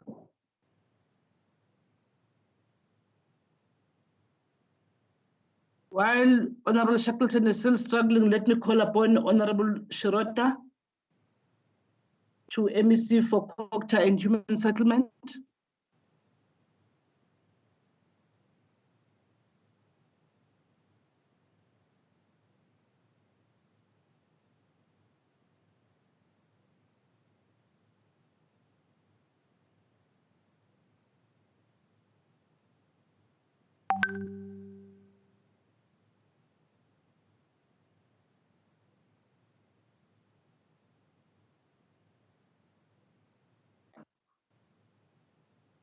Madam Speaker.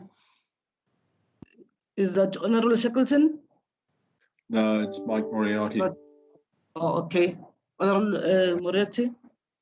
Yeah, no, look, it would appear that there are honourable members using the mute all button. If they can be refraining from doing that, Mr. Shackleton, Honourable Shackleton is trying to unmute, but he is being prevented by other members. If you could then give another opportunity to unmute himself, please. In fact, he's not muting or unmuting, but I don't see him in the house as well. Just encourage him. He's on the list. He's on the list. Honorable Shackleton, can you ask your question? Madam Speaker, I suggest you must arrange a workshop for members. Whoa. Whoa. Honorable Shackleton, are you in the house?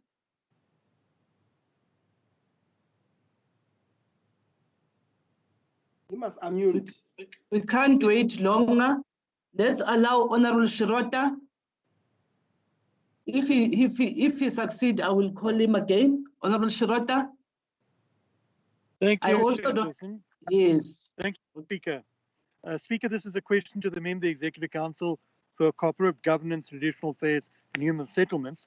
With regard to the details of corruption, nepotism and political interference in the Department of Economic Development and the municipal entities of the Joburg Market, Johannesburg Property Company and the Municipal Trading Company as published in the Sunday Times on 25th October, could the MEC please indicate 1, whether the MEC is aware of these serious allegations, 2, what steps is the MEC taking to investigate these matters, 3, what responses have been received from the city in terms of the appointment of unqualified and politically connected executives of these companies who clearly lack the minimum requirements as published by the city, and 4, what steps is the MEC taking to ensure that power sharing agreements in municipalities do not result in state capture with the abuse of public funds for political ends, particularly in the light of upcoming by-elections and the 2021 local government elections.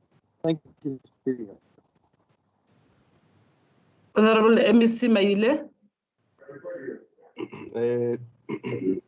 Thank you very much, Honorable Speaker.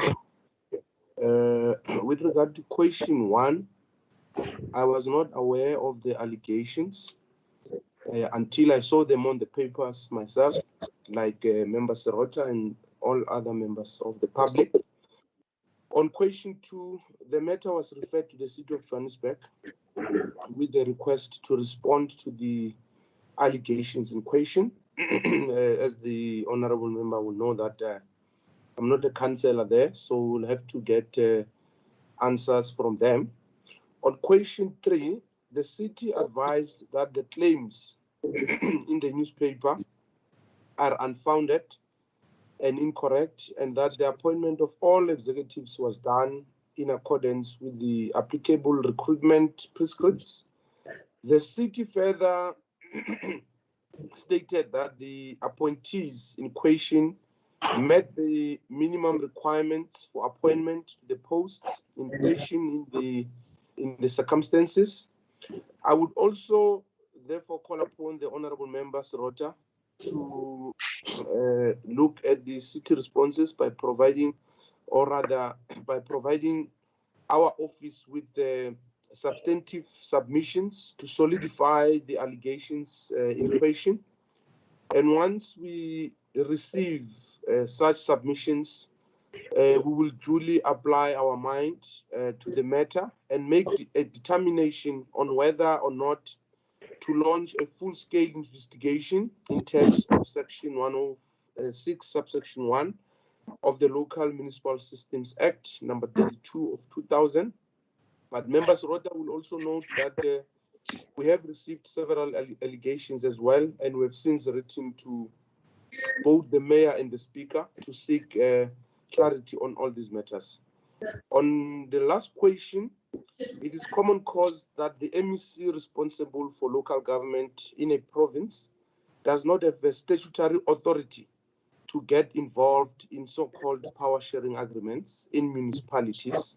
The MEC is, however, empowered by Section 106 of the Local Government Municipal Systems Act number 32 of 2000 as amended, to investigate any acts of impropriety that has occurred or is occurring in a municipality, irrespective of the fact that the municipality is governed by a so-called power sharing agreement.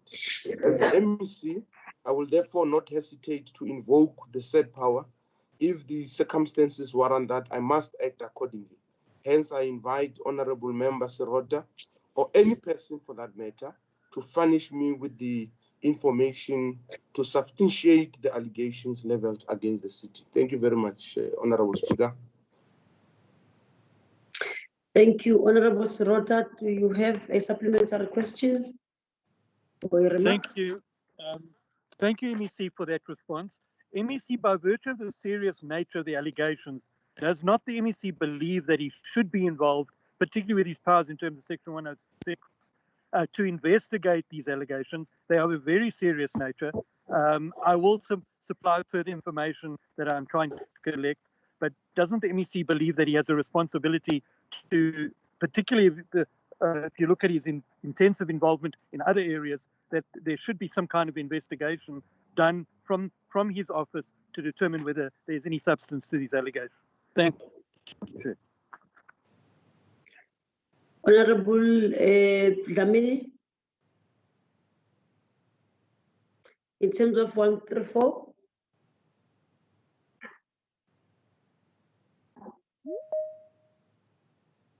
Okay. His hand was up. I thought he wanted to make a comment as well. Honorable MEC, may you please switch on your Yes, I wanted to make a comment. Okay. Thank you, Deputy Speaker. MEC, I think these allegations are very serious. I just want to make a Can you hear me? We can hear you. Switch on your video. The MEC as well. Okay, thank you, Deputy Speaker. I just want to make a rejoinder on Mr. Serota's question to the MEC, because I think these are serious allegations, whether the MEC does have a report in his desk of the same allegations, which are very serious, from the period 2017 to 2019.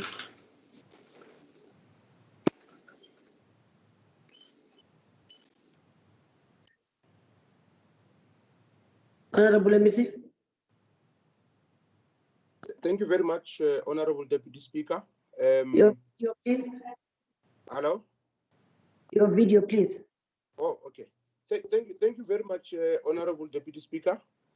I must indicate that there are several allegations that have been raised emanating from that period which Honorable Dlamini is referring to. And we have written several letters to the previous mayor of Johannesburg, and he did not respond to some of them, and he has left. But we did not institute investigations on some of those matters because there were several investigations, and some of the investigations were done by the public protector, and there's been findings so far. And on my desk currently, I've got a complaint about the failure of the municipality to implement the remedial actions of the public protector. So we will be acting on that to force the municipality to act. And in that,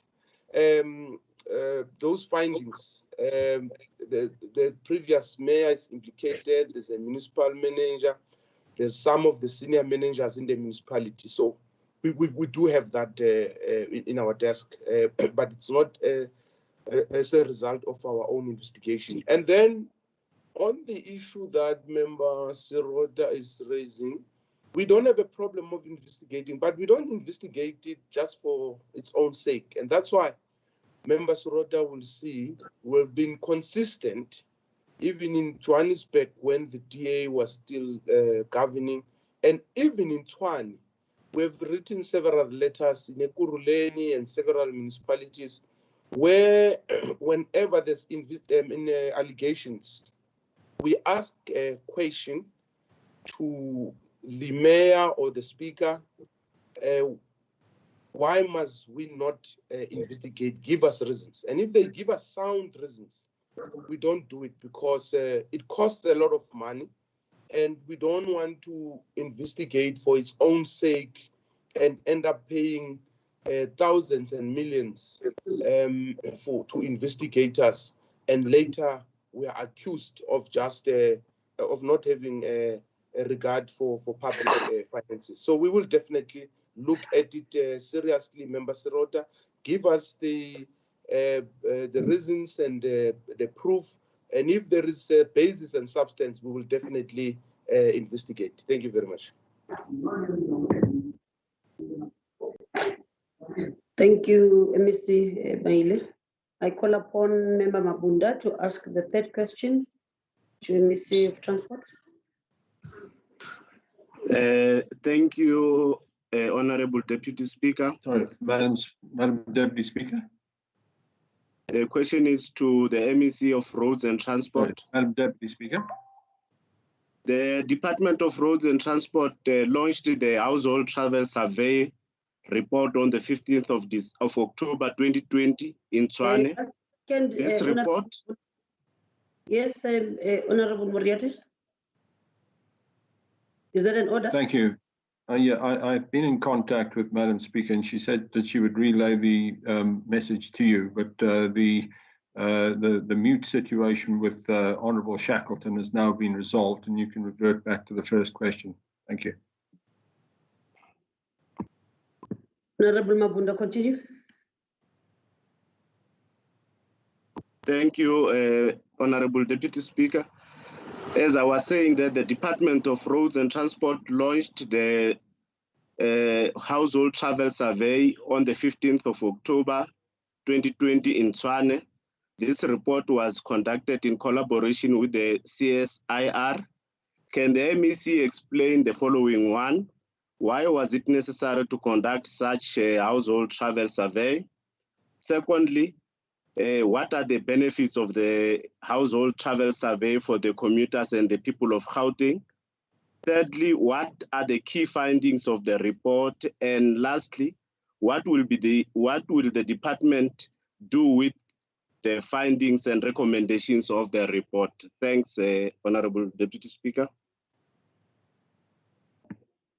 MEC. Thank you very much, Honourable Deputy.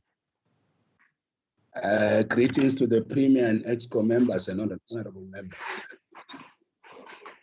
Let me sincerely thank Honourable Mabunda and welcome his question. These are the type of questions we sincerely comment. Now, the Gauteng Department of Roads and Transport, as Honourable Mabunda will definitely agree, it is an authority of transport in the province, and it is required by law to take transport planning. And that transport planning is supposed to ensure that the provision of transport is sufficient and it's updated and is of good quality, and can become a core point of reference to benchmark and support decision-making processes.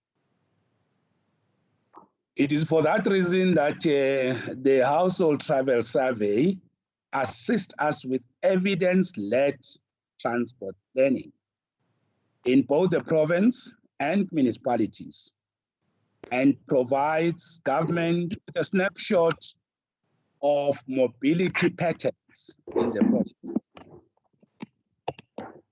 Data gathered and analyzed this survey does provide valuable insights to inform government on how best to manage, plan, and provide transport infrastructure and services. And therefore, Honourable Mabunda and members, this survey actually helps to ensure that we migrate and move away from management by gut feel and instinct. And of course, our planning on evidence and data, which is coming from the voice of the commuter. So we are trying with this survey, Honorable Mabunda, to hear the voice of the commuter, and that's what the survey represents, so that that can inform and guide our work.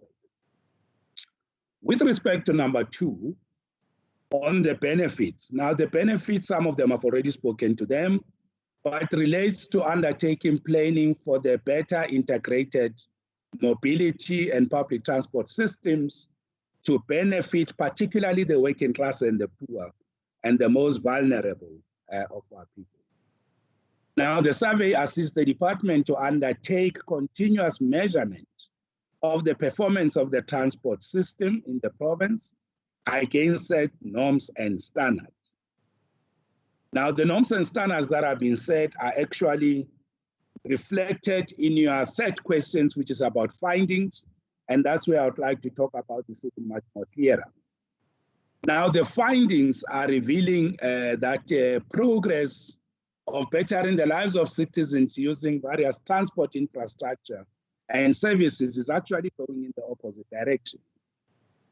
And the survey clearly indicates that more households are paying or commuting larger proportions of their disposable household income on commuting. Travel time has increased by 17% from 46 minutes in 2014 to 57 minutes in 2019-20. Average travel time over the past 18 years has almost doubled.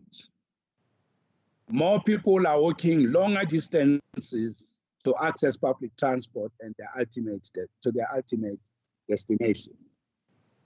And what's interesting here, Honorable Mabunda and members, is that the survey indicates that walking remains the predominant mode of travel. Over 29% of trips in the peak period are walking all the way. Now, furthermore, the finding indicates that motorized travel continues to be catered for by lower capacity modes, particularly private vehicles and minibus taxis, and higher capacity modes, those are trains and buses, are not used because they are essentially not available, or they are infrequent and generally inaccessible for the trips being made. Households are more satisfied than dissatisfied with bus and train services. Dissatisfaction relates more to issues of accessibility. They tend to be more dissatisfied than satisfied with minibus taxis, particularly as it relates to safety. As you know that most people are concerned about safety, driving patterns and habits in the taxi industry, but also violence in the taxi industry. This worries the commuter as we talk to safety. Now, your last point about, so how will this be utilized in the department? I just want to say to you and honorable members that we have already crafted our response, which deals with how we are going to address this in our roadmap to 2030, aligned to the vision of Growing Out and Together 2030. And ours, we contribute in that through growing out and through smart mobility. That is our overarching roadmap and vision towards 2030 to integrate into planning the issues that have came out of the survey. So in the performance agreements, we'll be signing with officials and of course with the Premier. These issues will find expression because they should inform our strategic approach, our strategic planning, and we must make sure that they become part of our daily work, and every senior manager will be held accountable on the matters that are raised in the report, because we have to hear and clearly hear the voice of the commuter as scientifically captured in the survey. Thank you very much.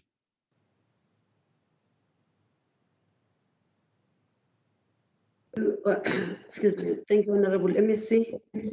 Honorable Mabunda, do you have a remark or a question? No, thanks, Honorable Deputy Speaker.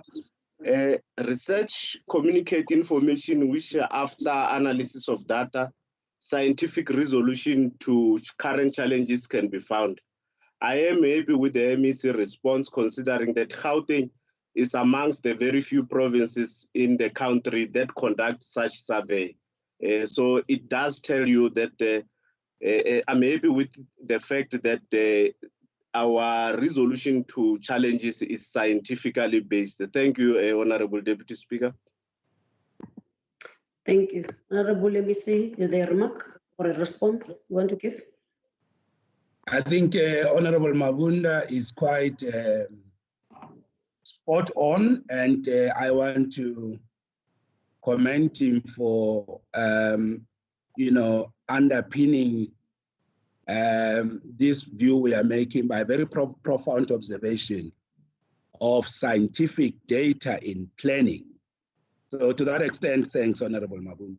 Thank you very much. Thank you. Moving along. Honorable Shackleton, can you ask the first question? Thank you so much for the opportunity, Madam Deputy Speaker. Through you to the MEC for Community Safety. With regards to human trafficking from 2016 to the end of September 2020, could the MEC please indicate, 1, does the department gather intelligence around human trafficking trends? 2, are there awareness campaigns? 3, if yes, when were these campaigns? 4, if yes, what were the mediums of these campaigns? And 5, who were the target audience for the campaigns? Thank you so much, Madam Deputy Speaker.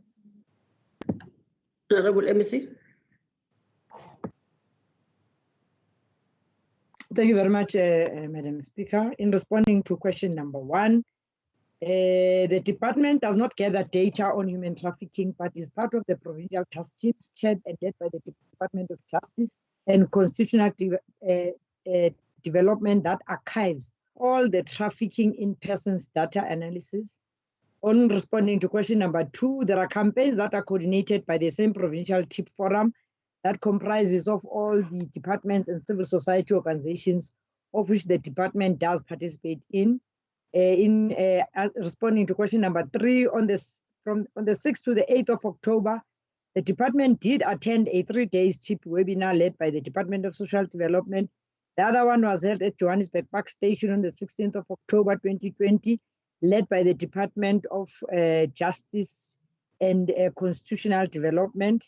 In responding to question number 4, on the 6th to the 8th October, we had a visual campaign targeting stakeholders working with TIP to better respond and protect victims. And on the 16th of October, it was a public awareness and education targeting commuters. In responding to question number 5, who were the target audience for the campaigns? The answer is the public. Thank you very much. Thank you, ABC. Honorable Shackleton, do you have a supplementary question? A short remark?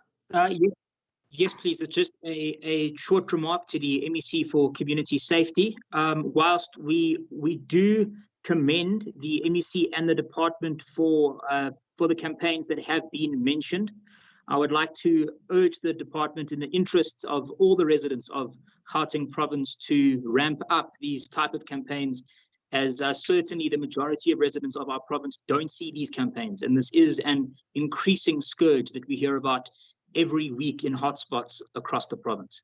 Thank you so much. Thank you, Honorable MEC. Thank you very much, Madam Deputy Speaker. So shall it be. Thank you. Thank you. Moving on, question 4, Honorable Kekane, to the MEC. Thank you very much, Honorable Deputy Speaker, and good morning or good day to the Premier, the Speaker, the Chief Whip, members of the executive, honorable members, and the Gauteng community at large. Madam Speaker, I hereby request in terms of Rule 126, subsection 1, the placing of the question for oral reply by a member of the Executive Council for the Department of Roads and Transport. MEC Mamabolo, the department has established the Gauteng Transport Authority, the GTA, in this current financial year, and it allocated a budget of about 50 million to that effect. Can the MEC now explain the following? One, what is the progress on the establishment of this GTA? Two, how many staff members have been employed thus far by the GTA? Three, when will the GTA board members be appointed by the MEC? And what is the cost implication of appointing such board? What would be, number four, what would be the implication on the functioning and the structure of the roads and transport, given the establishment of this Gauteng Transport Authority? And the last question, how will the GTA play a role in assisting municipalities, especially the West Rand and Sidibeng, given the challenges of both personnel and capital resources to these municipalities? I thank you, Deputy Madam Speaker. Honorable MEC.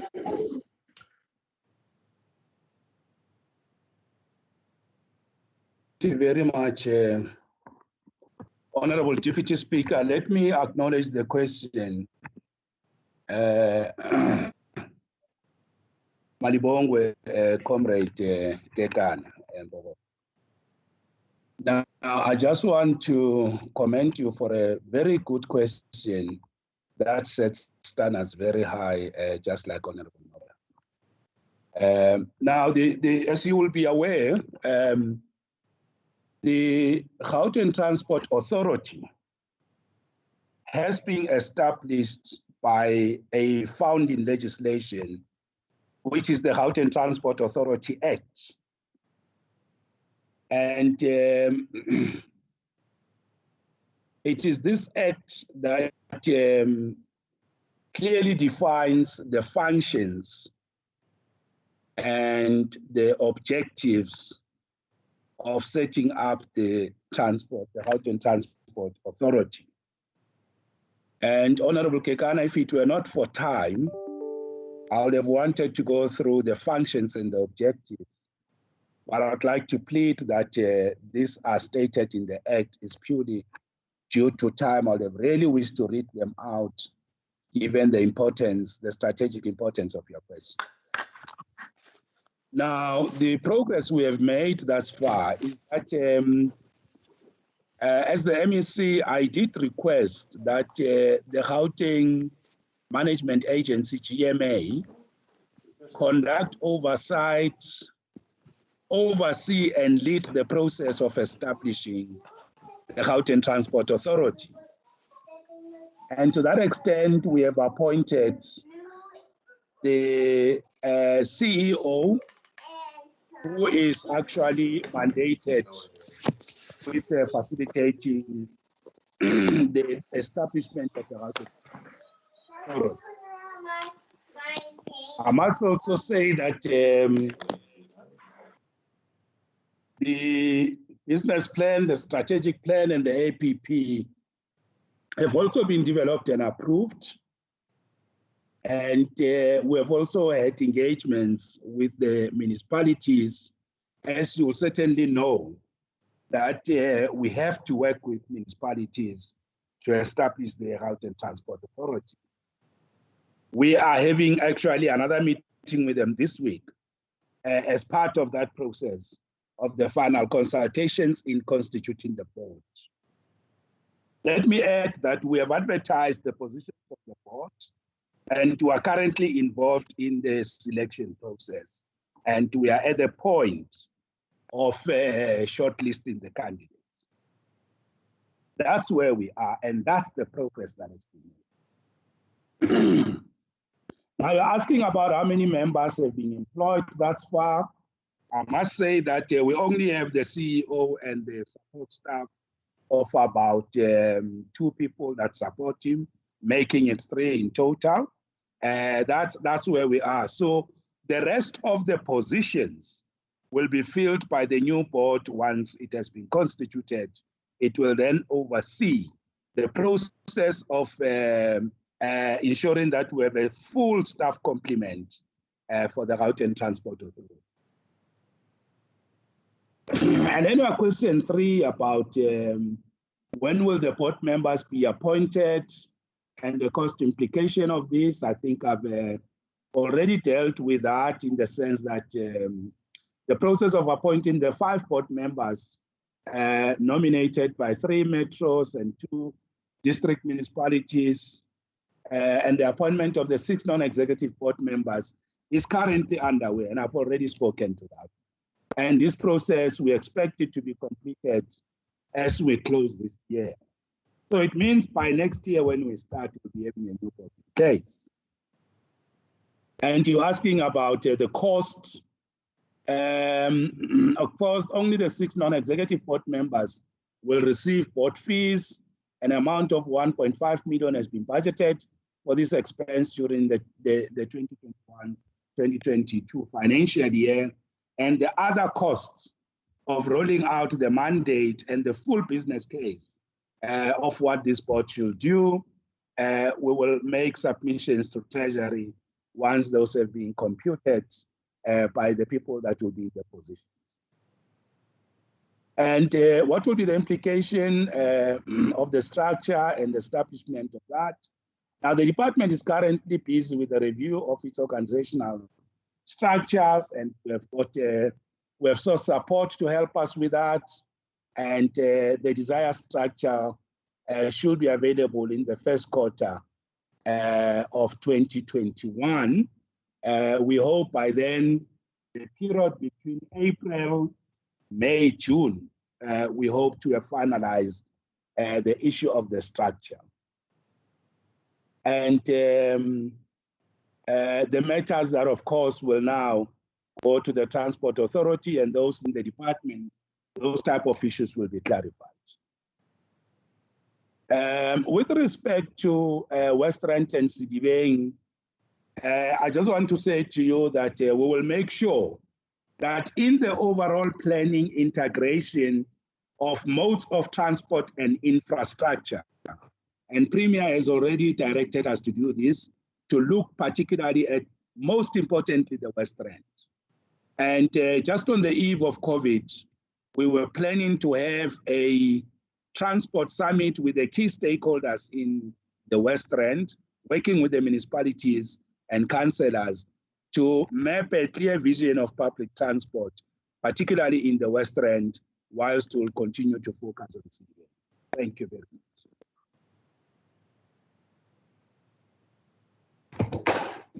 Thank you, Honorable Kekana. Do you have a supplementary question or a brief comment? Yes, Madam Deputy Speaker, just a comment, just to thank the MEC for the comprehensive response, and maybe just to appreciate the fact that they are consulting extensively with the municipalities in this regard. And I hope that the MEC will keep us up to speed as and when the GTA takes full shape. We are aware that it's still at its inception phase, and we hope to hear more from him in this regard. Thank you very much, Deputy Speaker and MEC. Thank you, MEC. Do you want to make an input, respond, reply? No, I just want to assure Honorable Kekana that concluding statement is definitely a directive pass. We will account to the committee on where we are and give the regular reports and updates. Thank you. Thank you. I call upon Honorable Mabala to ask the next question. Next question. Thank you very much, Deputy Speaker. Following up on the responses to questions HL025 and HL026 regarding the 760 million that was spent on ICU beds, where the acting MEC for Health shifted the responsibility of purchasing beds to the Department of Infrastructure Development, and the subsequent response by the MEC for Infrastructure Development to a supplementary question that the budget is with the budget holder, and that is the Department of Health. Further directing the MEC to circular number 3 of 2019-2020 issued by the Gauteng Provincial Treasury, as well as the instruction note of 8 of 2019/2020 section 3 from the National Treasury. Can the acting MEC for Health please respond to the following questions? Number 1. As the budget holder, can the MEC please indicate as to where the 760 million and the 588 million disappeared to? In your response, please refer to the Gauteng COVID-19 expenditure report. Number 2, why did the acting MEC for Health refer expenditure to DID, knowingly that infrastructure development spent only 58 million from April to July 2020 on infrastructure, whilst the Department of Health spent a whopping 1.9 billion in total within the same period? If indeed ICU beds were purchased and Ashanti Gold was refurbished and upgraded, will the MEC please provide us with a list of service providers and alternatively request this list from the Department of Infrastructure Development as the budget implementer? Number 4, did the acting MEC deliberately mislead the House by failing to answer questions HL025 and HL026 on the 15th September 2020? And the last question, if no to number 4 above, why then did the Department of Infrastructure Development refer to you as the budget holder? And in your response, please indicate which department is responsible for the purchase of ICU beds in all hospitals in the province.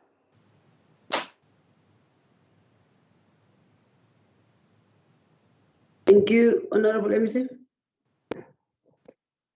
Thank you very much, Honorable Deputy Speaker.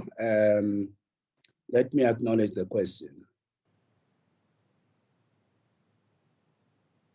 Now, the reply to 1, the honorable member is asking about money that has disappeared. Now, honorable members, I have no knowledge at all of any money that has disappeared. And I'd like to plead with the honorable member that if she knows of any disappearance of money, can she refer those matters to us so that we can refer them to the law enforcement agencies, or can do so herself. But I have no knowledge of this matter. Number 2, the reply is that the DID remains the implementing agent and the landlord of government. So it was for that reason that we respected the legislative mandate of DID. Number 3, in the portfolio committee meeting and in the House, Honorable, the MEC of DID, Honorable Mutara, indicated that he has more than once provided the lists of subcontractors and service providers related to the subcontractors. So this question has been answered, but just really something I don't have to be doing. But the contractors and consultants are as follows: contractors, Mercado, project management, departure trading and projects, stroke MGR trading services, NGR projects, Tenga Holdings, Busulunzo, Buso, Ikusasa. Those are the contractors. Consultants, Tahalang, Pro Service Consulting, Picture Perfect Trading, 215-Imp of Engineering, Penelope Architects and Associates, CV Shavani Associates. This really I'm giving out of great pain because this was provided. I didn't have to be doing this, but I've provided it. 4, did MEC mislead the House? No. The last one, you're asking about why are we called budget holder? I'm not sure. I think I must refer the member to DID to clarify why we are called budget holder. Budget holder means people who are sitting with the budget. If that explanation is not enough, I think I'll refer the member for a more comprehensive answer to DID. Thank you very much, Honorable Deputy Speaker.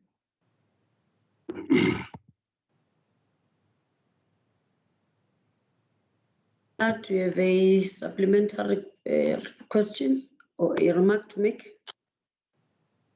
Thank you, Madam Deputy Speaker.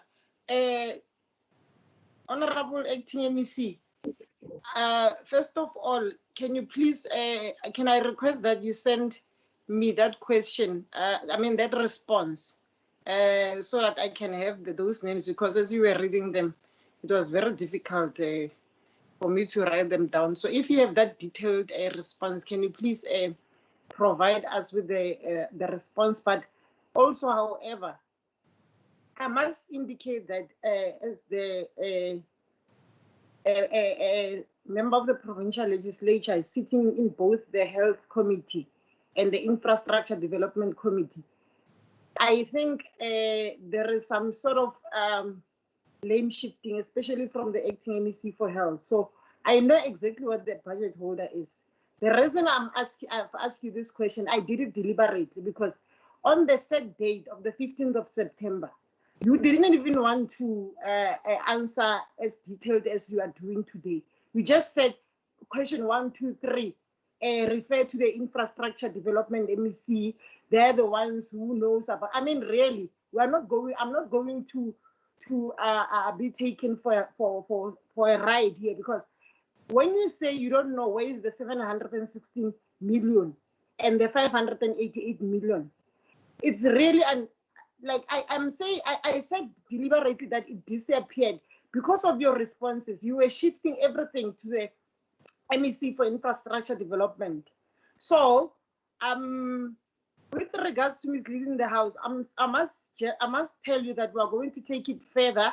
If it has to go to the Ethics and Privileges Committee, let it go there, because it's the first time ever, like, you've answered questions as detailed as you did today, because you are always, like, giving us this an attitude of saying 1, 2, 3, 4 is being answered, therefore so and so will respond. I mean, you should account, and you must also be transparent. You are the acting MEC for health. It cannot be correct that always when we ask your department questions, you refer us to infrastructure development MEC, Honorable Mutara. It's really, really unfair. We know what is happening here. Who's the budget holder? Who is the implementer? We know what is going on. But if you don't want to tell us exactly what happened to this money, as I was saying, 516 million for ICU beds, it's a whole lot of money. We're not talking 100 rands here or thousands. We're talking millions. The Department of Health was allocated 1.9 billion. And as the acting MEC, you should account. You should account. And you must stop this thing. I hope when we meet next time, the next question day, you would improve your answering skills. Thank you.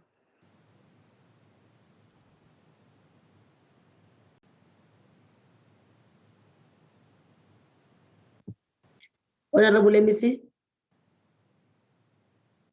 Yes, thank you very much, Honorable Deputy Speaker and Honorable Mabala. I think for the first time today, I got a compliment from Honorable Mabala.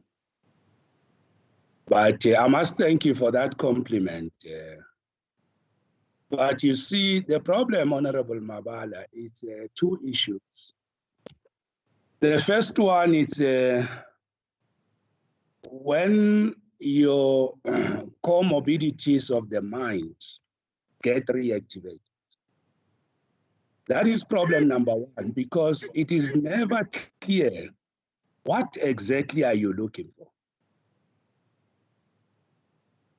So, and that matter, I can't help you. CMs or comorbidities of the mind, that tend to disconfigure your answer, your information. You should refer yourself to that because you are just a communist who knows nothing about accounting to this house. The last point is that and now you are going to tell us about the last point is that mobility of the mind. You don't like, I'm not going to allow can I protect speaker? Mobility of the mind.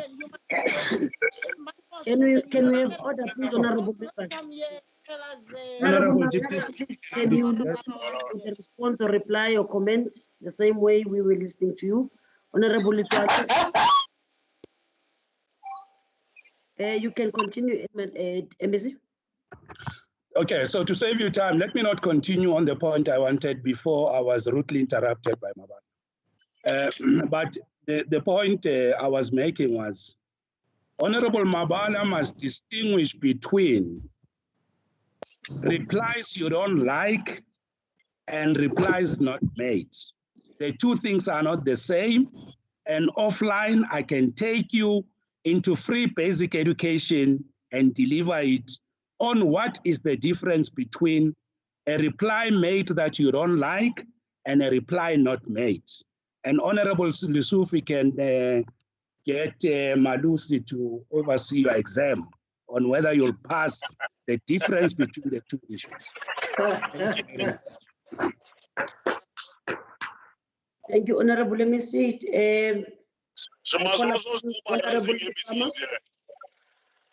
Honorable Mufama. Thank you, Deputy Speaker. Regarding illegal mining in Gauteng, will the MC please indicate how many people who have been arrested say alone for illegal mining? Number two, what is the quantity of confiscated natural resources taken when police institute arrest? Number three, have the police traced sources where such resources are stored or sold? Number four, on average, how many arrests are made per week and per month ends? Number five, which areas are increased and decreased depending on the police intervention? I thank you, Deputy Speaker.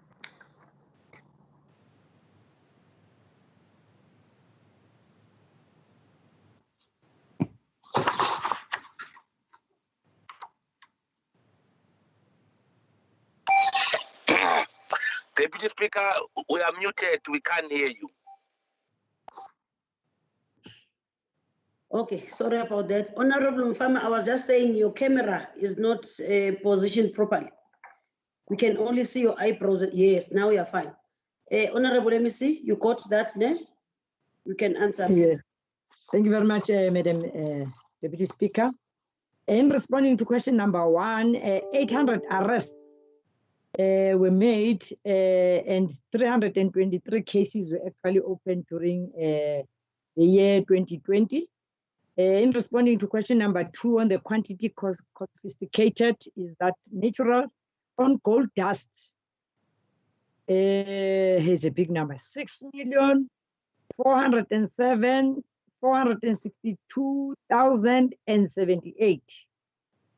Gold in grams is 4,619,003,50,000. Aluminium in grams, 55,316. Brass in grams is 221,000. Bronze in grams, 5. Copper in grams, 514,917. Zinc in grams, 32. On answering question number 3 on where such resources are stored, yes, during preliminary investigation on pre-projects and projects, such resources are identified as second-hand dealers, and they are then identified to be with the refineries because they need to be there. On average, how many arrests are made per week? 28 were done per week and 114 were done per month. Which areas show an increase and decrease depending on the police interventions? There's been decrease in Langlaagte, which is alongside your main Reef Road. There's been an increase in Primrose, the open fells in Malens, Carltonville, East Driefontein and West Driefontein mine shafts, in Randfontein, Cook Shaft 1, and Sibanye Stillwater mine. Thank you very much for the question. Honorable Mufama, do you have a supplementary question?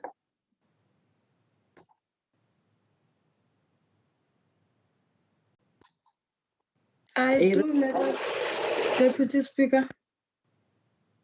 Yes, Honorable Ratebe. Okay, thank you, Madam Deputy Speaker. MEC, I thought in your response you will include Wedela. Ratebe. Honorable Mufama, I wanted to start with you first. You are fine. Okay, Honorable Ratebe.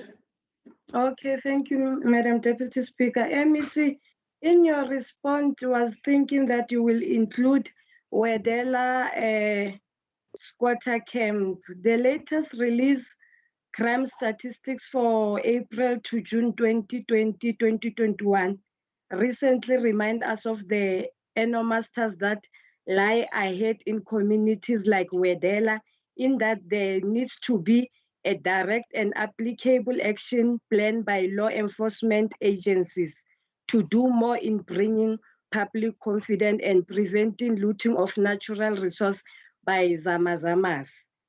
And how many abandoned or disused mines across Gauteng are currently under police surveillance to prevent Zamazama from illegal mine? Because the illegal miners in Wedela form the policing unit to prevent official police officers from entering the area of operation.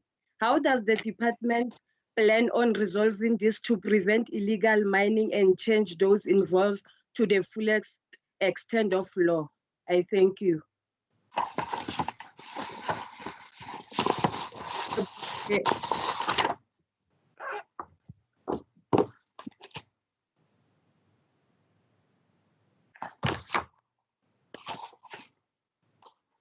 MEC. Thank you very much, Madam Deputy Speaker. One, the Department of Community Safety is not a Department of Mineral Resources, if I have to be clear on that. Questions that are being asked, we then source answers from those that are relevant, the relevant authorities. On which mines are being surveyed by police, all the abandoned mines, they are under the watchful eye of crime intelligence, including those that come from the Department of Mineral Resources, that is under Minister Kwede Mantashe. So when honorable member says she was looking forward to hearing Wedela, because then she also has answers to prevent this not doing their work. Thank you very much. Thank you. I'd like to call upon Honorable Bloom to ask the seventh question to the MEC. Thank you, Acting Speaker. Honorable Bloom, just before you continue, can I advise that your video issue be fixed as well? Yeah, it's a difficult one. I'll try. Yeah. Yeah, at some point it must be fixed. Thank you. Can go to it's been broken since March. Amazing. Yeah, it's not there.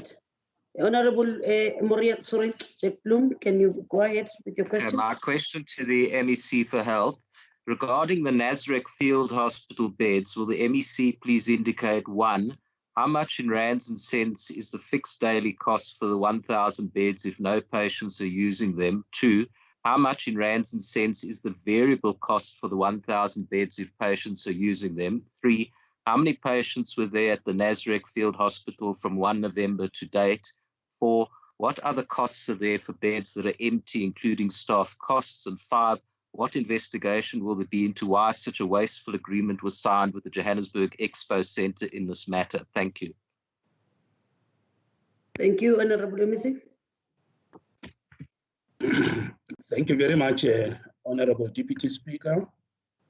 Let me acknowledge Honorable Jet Bloom, a member who wrote a book that everybody has forgotten about. Thanks, Jet Bloom, for the question. The reply to question 1,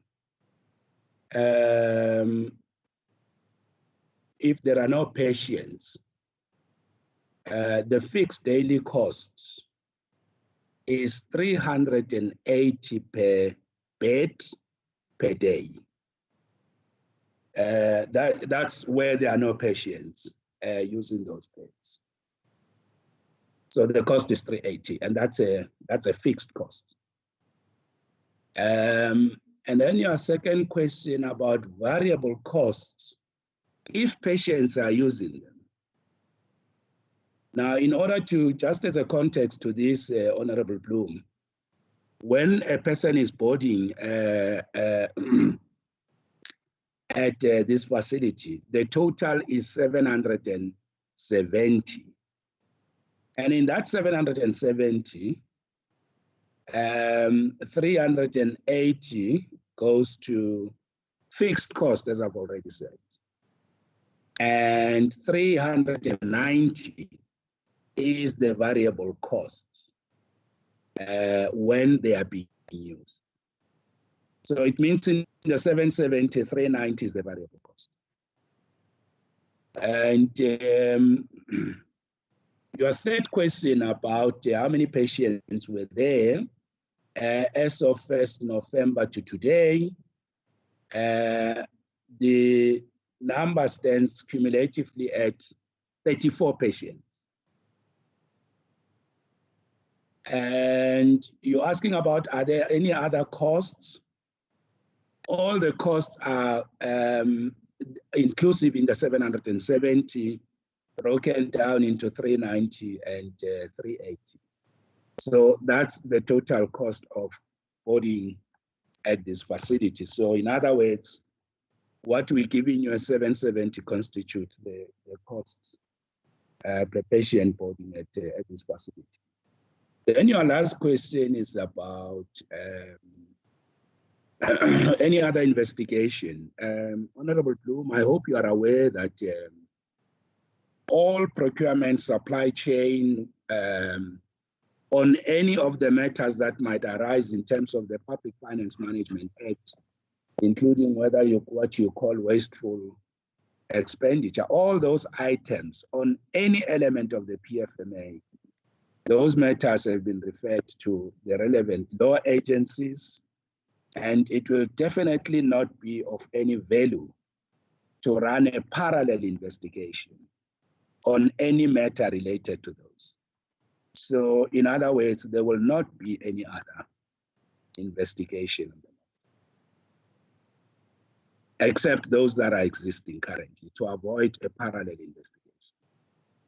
Thank you very much, Honorable Bloom.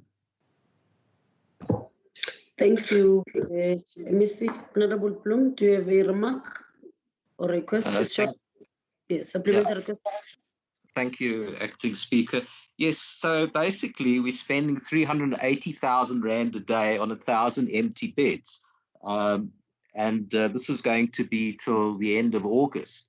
Even at the height of the epidemic in mid-July, less than 10% of the beds were occupied. So obviously you don't even need to do an investigation. This was a very wasteful contract. I think that whoever designed the contract really needs to be held to account. It seems to me that a better arrangement could have been entered into, and that essentially we're spending so much money a day on empty beds. And that alone, I think, needs accountability. Thank you. Thank you. Honorable MEC. Thank you very much.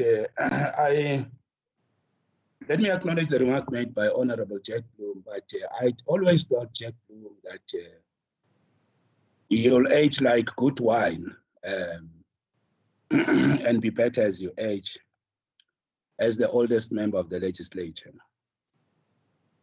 I just want to say that it is also important for honorable members just to understand that our own statistical forecasting and modeling indicated initially that we'll have a resurgence at different points, and now that is anticipated in January next year. And it will be extremely dangerous to demobilize. We have demobilized many of the planned initiatives and saved government money. But we wouldn't want to have situations like in other parts of the country where when the surge happens, we are told that there's a problem of shortage of beds and all that, and hospitals can't cope, and in other parts of the world. So we have to always make sure that we have enough capacity for whatever that might happen. We have already rationalized big time on items that were initially budgeted for, like field hospitals, as you know. So to that extent, we need to have reserve capacity so that we don't find ourselves, because people like Jack Bloom, as I've said, should age in a particular way, will be the ones saying, but didn't you know that a surge was coming? If we were to be found to be without capacity. So we're dealing with a situation that is based on the behavior of the virus, and nobody can tell what is going to happen. We will, as the provincial government, continuously assess the risk and the cost, and provincial government will make decision on what is to be done, as we have already done. And I think honorable members should welcome that we are better with reserve capacity than without it. And then we are found wanting. So, and we have already made good decisions. This is how honorable members should look at this matter. Thank you very much, Honorable Deputy Speaker. Thank you, Honorable MEC. I call upon Member Shabalala to ask the next question to the MEC. Thank you, Madam Deputy Speaker.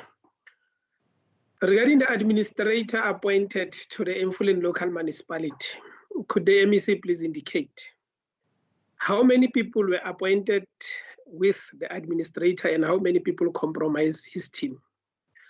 Can the MEC please provide the names of the people in the administrator's team and the qualification they possess? When did they start working in Mfuleni?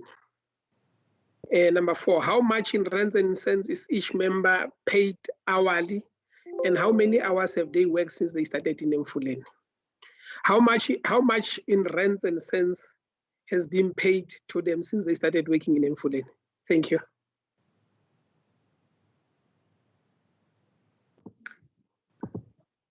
Honorable MEC. Thank you very much. The answer to first question is that I think at the time the question was asked, a team of 3 administrators was appointed to support the lead administrator in Mfuleni municipality. On question 2, the first person is Mr. Silas Zimu. His qualifications include honors from the Brighton University in the United Kingdom, masters in engineering management from the Warwick University in the United Kingdom.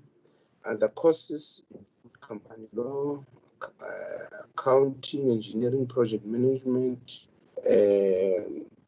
investment in excellence, understanding racism and developing good practice, leaders, challenges. Well, I think these are some of the subjects which were in the courses. And then the second one is Mr. Khawkhelo Mahlaba.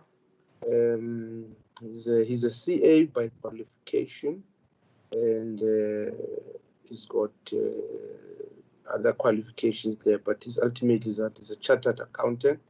The third one is Ms. Tili Hlongwane, who's currently doing a master's in public administration, and her qualifications include BA honors in public administration, development and management, BA degree,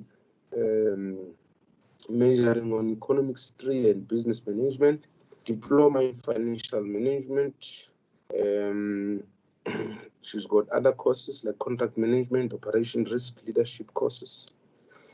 On question 4, the team started working in August, and they are paid at a rate of 2,264 Rand per hour, in line with Treasury regulations, limited to 52 hours a month from the beginning of their respective agreements. And the department is only paying 2 members because others are part of the provincial government employee, the lead administrator and Mr. Mahlaba, and each member is paid about 111,748 rands per month. Thank you very much. Thank you, MEC. Honorable Chabalala, do you have a comment, supplementary question? Short remark, rather. Yes, I do, Madam Speaker. MEC, do you receive monthly reports regarding progress in Emfuleni, regarding progress made by administrators in Emfuleni? Or have you put in place mechanisms in place so that you will also be able to monitor and evaluate progress in Emfuleni? The reason I'm asking this is because since the administrators have been put in Emfuleni, the situation, instead of progressing, is actually regressing, because still Emfuleni residents are subjected to non-delivery of services. Rainwater has reduced the water pressure by 20%, and this has led to some areas going for days without water, even in the face of a global pandemic. And also, as early as last week, Friday, a BXCSA company attached a municipal account and took 300 million from the municipality. And also, can you please investigate allegations that there are senior officials within the municipality and some within the part of the administrator who are working with this company to continue to clean the municipal accounts? Thank you.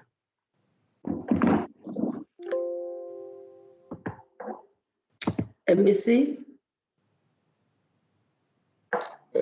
Thank you very much, Madam Deputy Speaker.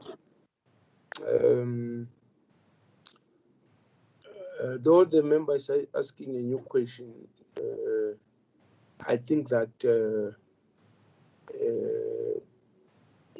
he doesn't. I don't think he understands what we are dealing with, because it's all over the place.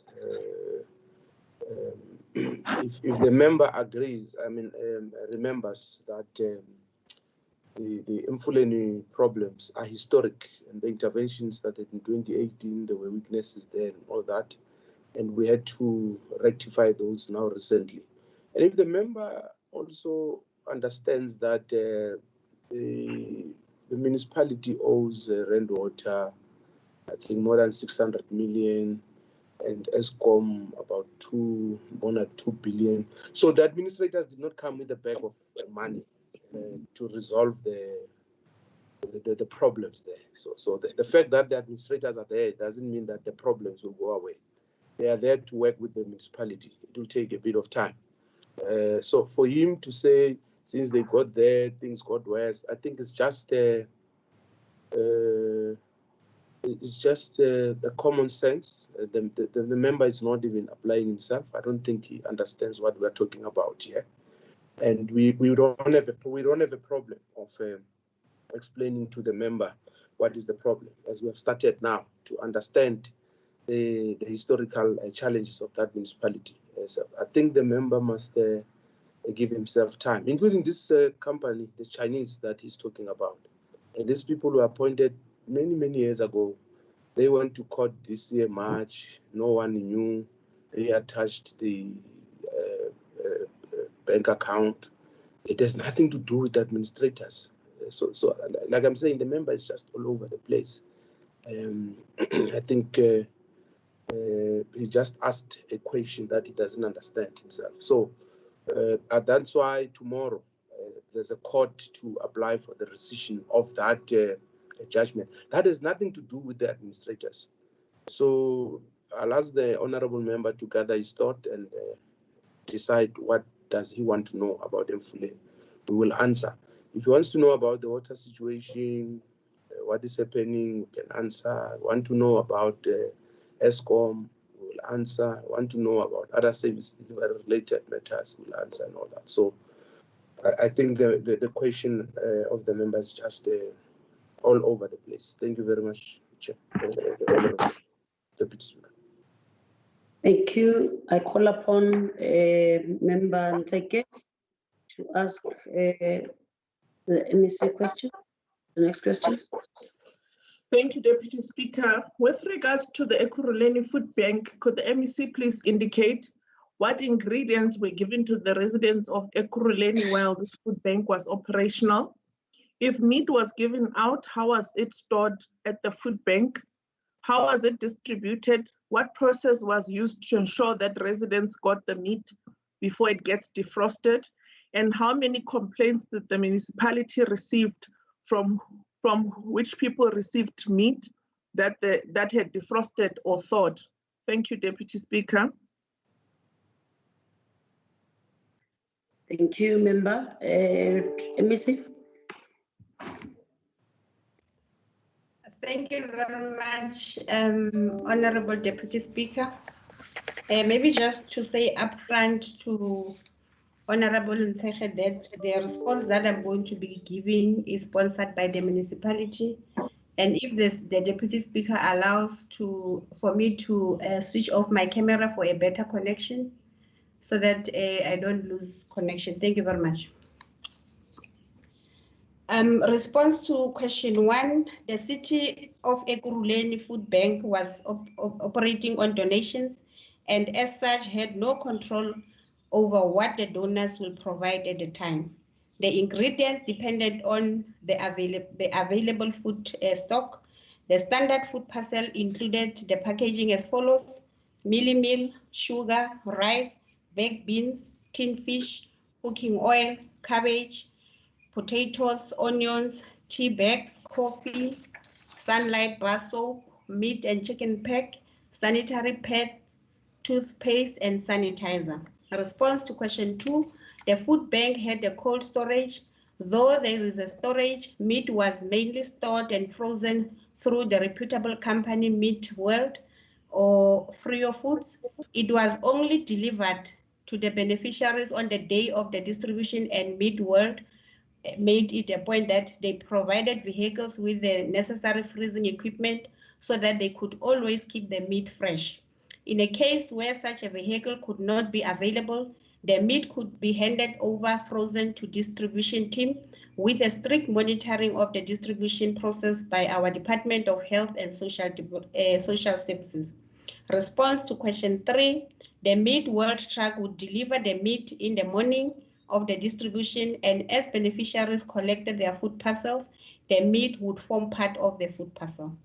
Response to question 4, the city had controlled the situation in such a way that distribution never took more than 2 hours per area, as it was anticipated that defrosting takes approximately 5 hours. This was also in line with the lockdown regulations, which prevented bigger groups of people in an area at the same time. Furthermore, it is most instance Meat World provided vehicles with proper cooling systems to keep the meat in a good condition. Response to question 5, the city of Ekurhuleni has no record of such complaints. Thank you very much, Deputy Speaker.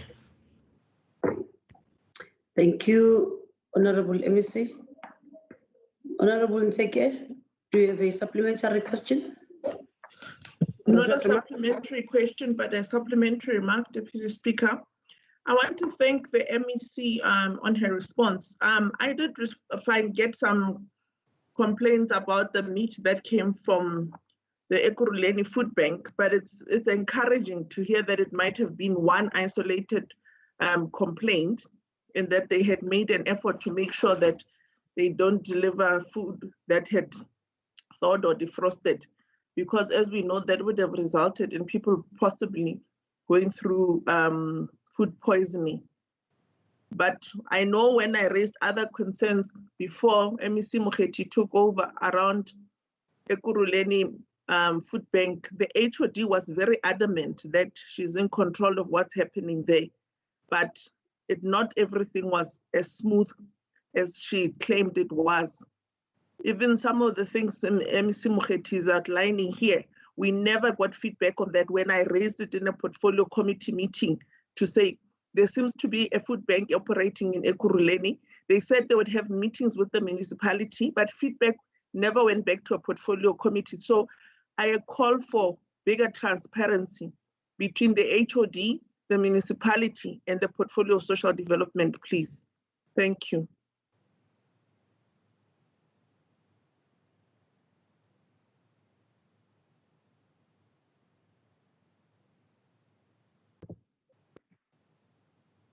MEC?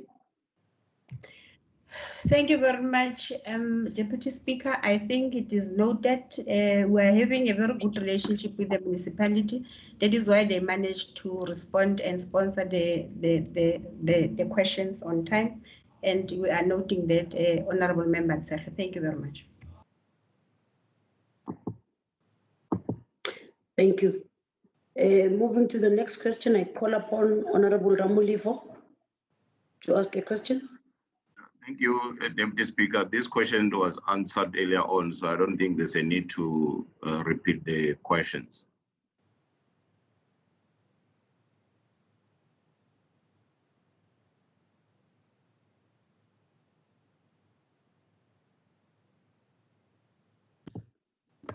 Honorable Shackleton.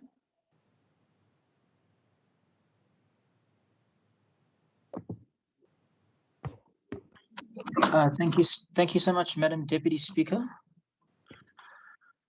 Just trying to see where I said under written questions for oral explanation, Madam Deputy Speaker. Yes. PS 21. Thank you so much, Madam Deputy Speaker, because I see the name there, Honorable Chabalala, on my side. No, you are the one. You are the one who's asking a question. Question 11 to MEC Mazibuko. That's you there. Yeah. Madam Deputy Speaker, can I assist Honourable Shackleton? I have it in front of me. Thank you so much. PS 021. Okay. Yeah, 21. You're not ready. You don't have the question. Oh, no. Yes, I'm here. I'm sorry. Oh, yeah, okay. So you have it. Okay. Thank you so much, Madam Deputy Speaker. Through you to the honourable member, to the honourable MEC of Community Safety. Regarding human trafficking, could the MEC please indicate, since the start of the nationwide lockdown in March 2020, has there been an increase in human trafficking in Gauteng?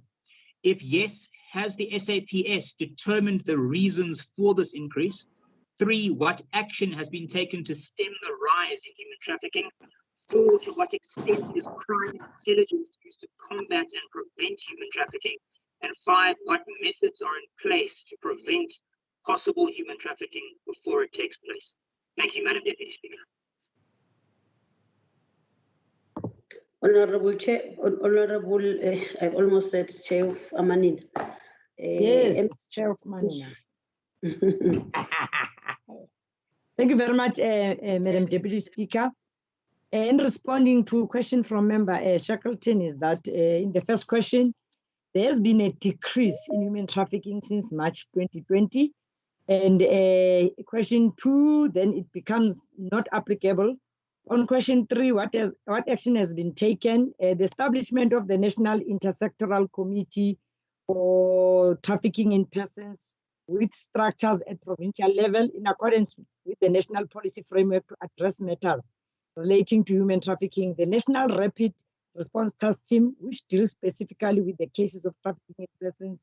where the victims are in a place of safety or need to be monitored. The same structure exists also here in the at provincial level, and the management of cases are done in close cooperation with the task team. The national task team also has got a hotline number where people can actually be able to report in case they see or they know of trafficking and they want urgent help. In question number 4, to what extent is crime intelligence used to combat and prevent human trafficking? Crime intelligence is tasked to identify and gather intelligence on groups involved in human trafficking, and projects and major investigations are then registered. On question number 5, what methods are in place to prevent possible human trafficking before it takes place? Annual and regular awareness are done amongst members of the community, even as part of the 16 days of activism. We are raising that campaign, and we are working together with the Department of Social Development in order to make our people to be aware and be careful of possible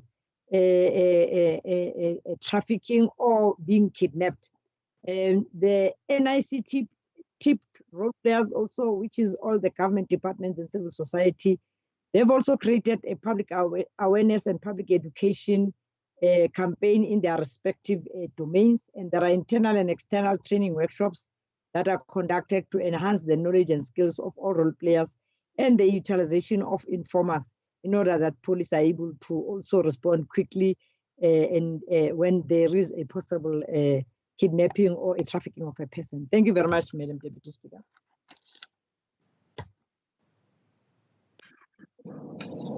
Thank you, Stan. A supplementary question, Honorable Member Shackleton, or a comment? Yes, please. A supplementary question, Madam Deputy Speaker, as a follow-up to the MEC's response to question 1, that there has been a decrease in human trafficking in the province. If the MEC can perhaps tell us by how much has there been a decrease, and if she doesn't have those facts with her, could she please send them to me? Thank you so much. Thank you. Honorable MEC. We'll send them to Member Shackleton, Speaker. Thank you very much. Thank you very much. We're handing over to the Deputy Chair for the 3rd item.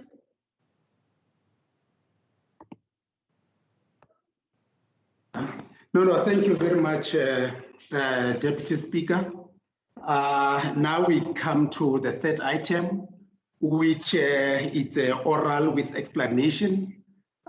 These questions, they are directed to only one department, that is the community safety. And on that note, can I really get the MEC, Mem Mazibuko, just to respond on the issue? Thank you very much, Madam. Thank you very much, Deputy Chair of Chairs. Questions PSO 87, 86, 85, 84, 83, 82, 81, 80, 79, 78, and 74. The responses have already been submitted, Deputy Chair of Chairs. It's just to update the system to indicate that they were submitted. Though I did indicate that sometimes we have to wait for answers from other agencies, they take a bit longer, but we have tried to, 87 was answered on time. I'm 100% sure of that, Chair of Chairs, and if they can check within the system, they will see the Nathaniel case. It was answered a long time ago, and it's within the system. Thank you very much. Thank you very much, MEC. I think you'll forward that electronically, and then we'll get it to the staff table so that we really capture them properly. Can I now move to the first order of the day, where I will request the Secretary to read the first order. Thank you, Honorable Deputy Chair of Chairs. Cooperative Governance, Traditional Affairs and Human Settlement Committee report on the final mandate on the recognition of customary marriage amendment bill B12B 2019. Thank you. Thank you very much. Can I now hand over to Honorable Diale to present the bill, the report?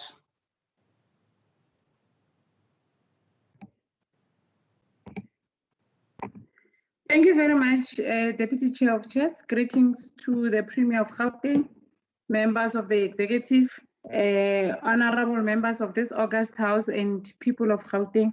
Deputy Chair of Chairs, on behalf as the Chair of COGTA and Human Settlement and on behalf of the Portfolio Committee, I hereby table the committee report on the Customary Marriages Amendment Bill B12B of 2019 in terms of Section 65 of the Constitution of the Republic and Section 6 of the Mandating Procedure Act and Rule 248 of the Gauteng Provincial Legislature Standing Rules. Deputy Chair of Chairs, in order to save time, I request the House to consider the parts of the report that I will not read as read. And I'll therefore just move to or highlight the important parts of the report. The bill seeks to amend the Recognition of Customary Marriages Act number 120 of 1998 by further regulating the proprietary consequences of polygamous customary marriages entered into before the commencement of the Act, so as to bring the provisions of the Act in line with the judgment of the Constitutional Court in the case of Ramu Hovi and others versus the President of the Republic of South Africa and others. In November 2017, which the court found the provision to be constitutionally invalid because they discriminate unfairly against certain women in customary marriages. The bill also seeks to give effect to the two judgments of the Constitutional Court in the Gamere and Ramu Hovi cases. Excuse my pronouncements there. The interim relief contained in the Ramu Hovi matter, as set out in paragraph 5 of the judgment, is used in the bill to determine the proprietary consequences of polygamous customary marriages entered before the commencement of the Act. The committee noted the following financial implications on the bill: that the Recognition of Customary Marriages Amendment Bill B12B of 2019 does not have any financial implications over the Gauteng Department of Corporate Governance and Traditional Affairs. We therefore, as a committee, in terms of Section 65 of the Constitution of the Republic, confer authority on the Gauteng provincial delegates to the National Council of Provinces to vote in favor of Customary Marriages Amendment Bill B12B of 2019. I therefore move that the House votes in favor of the bill. Thank you, Deputy Chair of Chairs. Thank you very much. Can I really get a seconder to this report? Member Adam seconds, Deputy Chairperson. Deputy Chair of It is seconded. Now let me put a question. Those who are in favor say yes.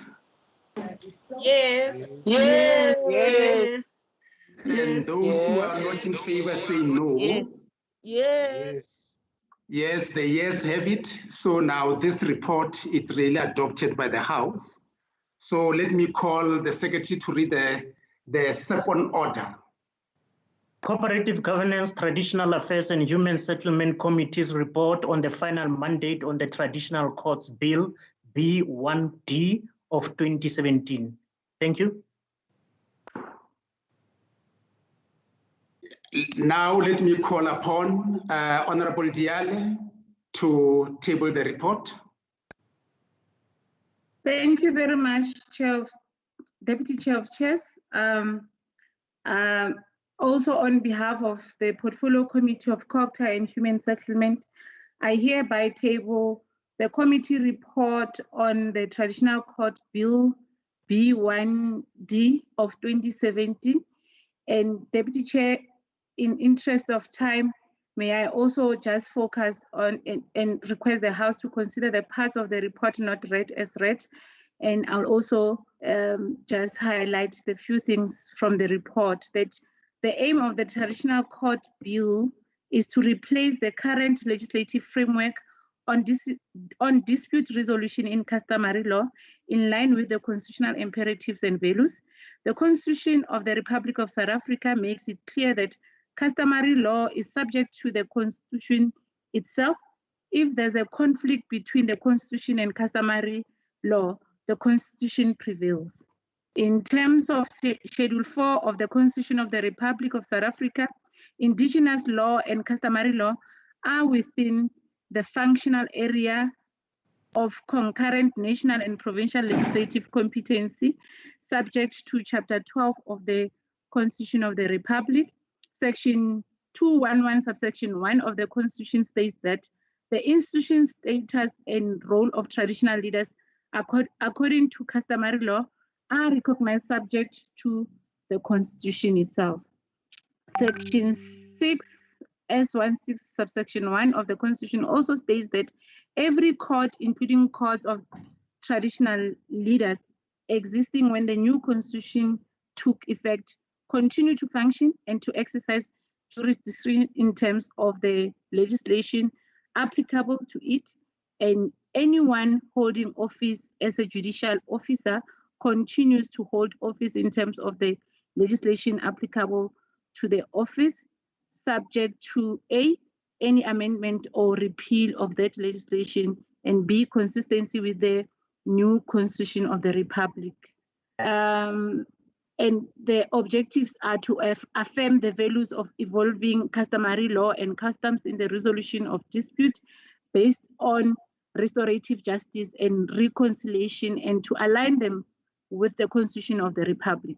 Affirm the role of traditional courts in terms of customary law, create a uniform legislative framework regulating the structures and functioning of traditional courts in the resolution of disputes in accordance with constitutional imperatives and values, enhance the effectiveness, efficiency, and integrity of traditional courts in dispute resolution, facilitate the full and meaningful participation of all members of the traditional community in a traditional court. The bill, as a committee, on financial implications of the bill has been subjected to a costing exercise by the costing unit in the department. During this costing exercise, it was suggested that the existing resources should, as far as possible, be used in the implementation of the Act. The main financial implications for the state will be in the form of personnel and goods and services related to the provincial registrars and their support staff, as well as training. It is envisaged that the provincial registrars should at least be officials at the level of director. Existing resources will be used for this purpose.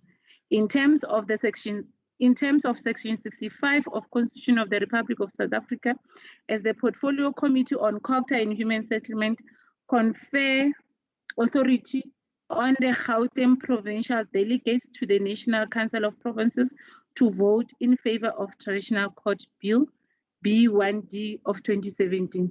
I thank you, Deputy Chair of Chairs. Thank you. Can we get a seconder to the report? Seconded, Deputy Chair of Committees. Okay, it is seconded. Now let me put a question. All those who are in favor say yes. Yes. Yes. Yes. Yes. Yes. Yeah. And then all those who are not in favor say no. Now the yes have it, so the report is adopted. Let's move to the third order. Secretary, can you read the third order of the day? Thank you, Honorable Deputy Chair of Chairs. Introduction of the Gauteng Unauthorized Expenditure Bill. Thank you. Thank you. Now let me call the MEC, Nkomora Luoko, to table the Gauteng Unauthorized Expenditure Bill. MEC. Thank you, Deputy Chair of Committees. Can I quickly introduce the 2020 Gauteng Unauthorized Expenditure Bill 2020, and I hereby wish, in terms of Rule 192 subsection 2, read with Rule 219 subsection 1 subsection 2 of the Gauteng Legislature Standing Rules. And with your permission, Honorable Speaker, I'm sorry, the Deputy Chair of Committees, can you allow me then to go to the remarks that I've made for the bill, with your permission? It's okay, MEC. Thank you. Let me take this opportunity. Let me greet first the Speaker and the Deputy Speaker, Honorable Premier, colleagues in the Executive, members of the Gauteng of the Council, and members of the Gauteng Legislature, ladies and gentlemen. Let me take this opportunity to table the unauthorized expenditure bill for the spending that happened in the financial year 2018-19. The PFMA defines unauthorized expenditure as an overspending of a vote or a main division within a vote, or the expenditure incurred not in accordance with the purpose of a vote, or not in accordance with the purpose of the main division of the vote. In line with the Public Financial Management Act, the Standing Committee on Public Accounts has the mandate to consider the circumstances that lead to the unauthorized expenditure being incurred, or decide whether to recommend or for approval by the legislature. Then, Honorable Speaker and honorable members, it is expected always that the department meets the requirements of the Public Financial Management Act, Act 1999 of number 1, and as amended in the management of public resources. COPA, under the leadership of Honorable Sochayile Kanyile, has over the past few months had evidence on the reports of the AG of South Africa on the financial statements of the Gauteng provincial government for the financial year 2018-19. And it is during these appearances by the department that the Office of the Premier had to explain the reasons for the unauthorized expenditure that was incurred in the financial year 2018-19. After careful deliberations, SCOPA agreed to recommend for the approval by the legislature the total expenditure of 5.9 million, and that was incurred by the Office of the Premier. The expenditure was in respect of claims paid in accordance with an arbitration award issued by Justice Dikgang Moseneke, former Deputy Chief Justice of the Republic of South Africa, and former Deputy Chief Justice in the matter concerning the death of mentally ill patients who were removed from the institutional care of the Life Acid Demeng Pty Ltd to the care of various non-governmental organizations or institutions within the province. These payments had to be made before the end of March 2019 in order to avoid the reputable risk as well as interest payments on overdue accounts or associated with the delays in settlement of the claims. It should be noted that the condoned unauthorized expenditure in the amount of 5.9 million incurred in the prior financial year will reduce the provincial surpluses accumulated from previous financial years, and the equivalent amount must be taken as a direct charge against the Provincial Revenue Fund to clear the overdraft balances in the departmental bank account. Honorable Deputy Chair of Committees, I hereby table the 2020 Gauteng Unauthorized Expenditure Bill, accompanied with transactions to the Gauteng Provincial Legislature for consideration and deliberation. Thank you. Very much, MEC. So the bill was just put, and it is expected that you will hand over the entire bill to electronically to the table staff. For now, can you read the fourth order?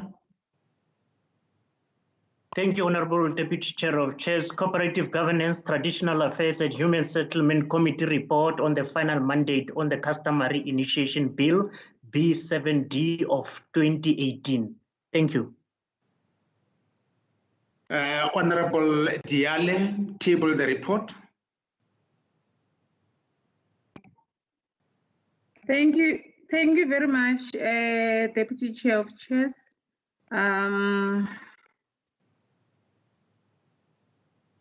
On behalf of Cocktail and Human Settlement Portfolio Committee, I hereby present the report to the House in terms of Section 65 of the Constitution, Section 6 of Mandating Procedure Act, and Rule 248 of the Gauteng Provincial Legislature Standing Rules. Deputy Chair of Chairs, in light of time, may I go through the entire, I will not go through the entire report. I'll just highlight substantial parts of the report to the House. On the bill itself, the bill seeks to provide an effective regulation of customary initiation practices, to provide for the establishment of a National Initiation Oversight Committee and Provincial Initiation Coordinating Committees, and their functions are tabled as follows: to provide for the responsibilities, roles, and functions of the various role players involved in initiation practices, such as or in the governance aspects thereof, to provide for the effective regulation of initiation schools, also to provide for regulatory powers of the ministers and premiers, to provide for the monitoring of the implementation of this act, also, and lastly, to provide for provincial peculiarities and to ensure provision for matters connected therewith. The aim of the Customary Initiation Bill B7B of 2018 is to protect, promote, and regulate initiation, and for this purpose, to provide acceptable norms and standards, and provide for structures at national and provincial levels with a view to ensure that initiation takes place in a controlled and safe environment, to provide for the protection of life and the prevention of any abuse, to provide clarity on the various responsibilities, roles, and functions of the key role players in customary initiation. Lastly, is to make provision for the effective regulation of initiation schools. There are no financial implications. However, the department will make provision for travel allowances and accommodation for members and officials of the department, limited to the initiation season. As the Portfolio Committee on Cocktail and Human Settlement, in terms of Section 65, we hereby give authority to the Gauteng Provincial Delegates, to the National Council of Provinces, to vote in favor of Customary Initiation Bill B7D of 2018. Thank you very much, Chair of Chairs. Deputy Chair of Chairs. Thank you very much. Can you move for the adoption? Honorable Chairperson Diale, can you move for the adoption? Yes, Chair, I hereby suggest to the House to move for the adoption of the report on bill or on Customary Initiation Bill. Thank you very much. Okay, can I get a seconder? Seconder to the mover. I second, Chair. I second, Honorable Chairperson.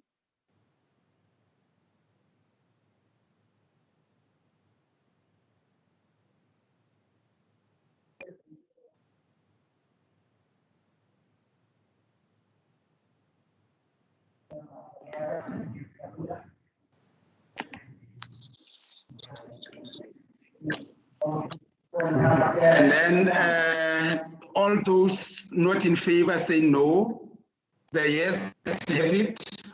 Now, Secretary, can you really move for the fifth order? Thank you, Honorable Deputy Chair of Chairs. Cooperative Governance, Traditional Affairs and Human Settlement Committee report on the final mandate on the Municipal Structure Amendment Bill B19D of 2018. Thank you. Now let me call upon Honorable Chairperson Diale. Can you table the report? Thank you, Chair. I, Kidiboni Diale, Chairperson of COGTA and Human Settlement Portfolio Committee, hereby tables committee report on the Local Government Municipal Structures Amendment Bill B19D of 2018 in terms of Section 65 of the Constitution of the Republic of South Africa, Section 6 of the Mandating Procedure Act, and Rule 248 of the Gauteng Provincial Legislature Standing Rules. Chair, in the interest of time, I will not go through the entire report, but rather the substantive parts of the report.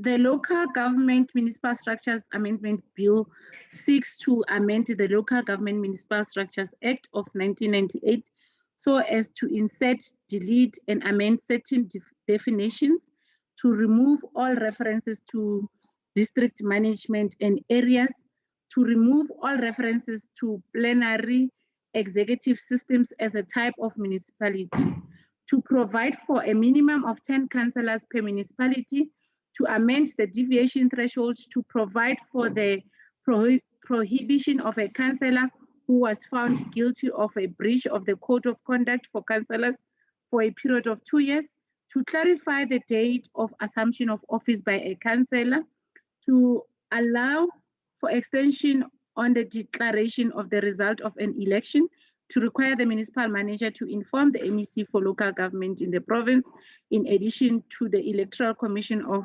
ward vacancies, to provide that the MEC call and set the date for by-elections, to clarify who can inform the municipal manager of a specific vacancy, to allow the MEC to designate a person to call and chair a meeting of the municipal council when the speaker, acting speaker, or municipal manager refuses to call the meeting, to provide for additional functions of the speaker, to provide for a whip of municipal council, to clarify the formula for the composition of an executive committee, and to also provide for the establishment of a municipal public accounts committee, to provide for the resolution of a situation where excessive seats may arise from the seat calculations in local municipalities, to amend the time frame for the municipal manager to inform the chief electoral officer of vacancies, to allow for the MEC to inform the chief electoral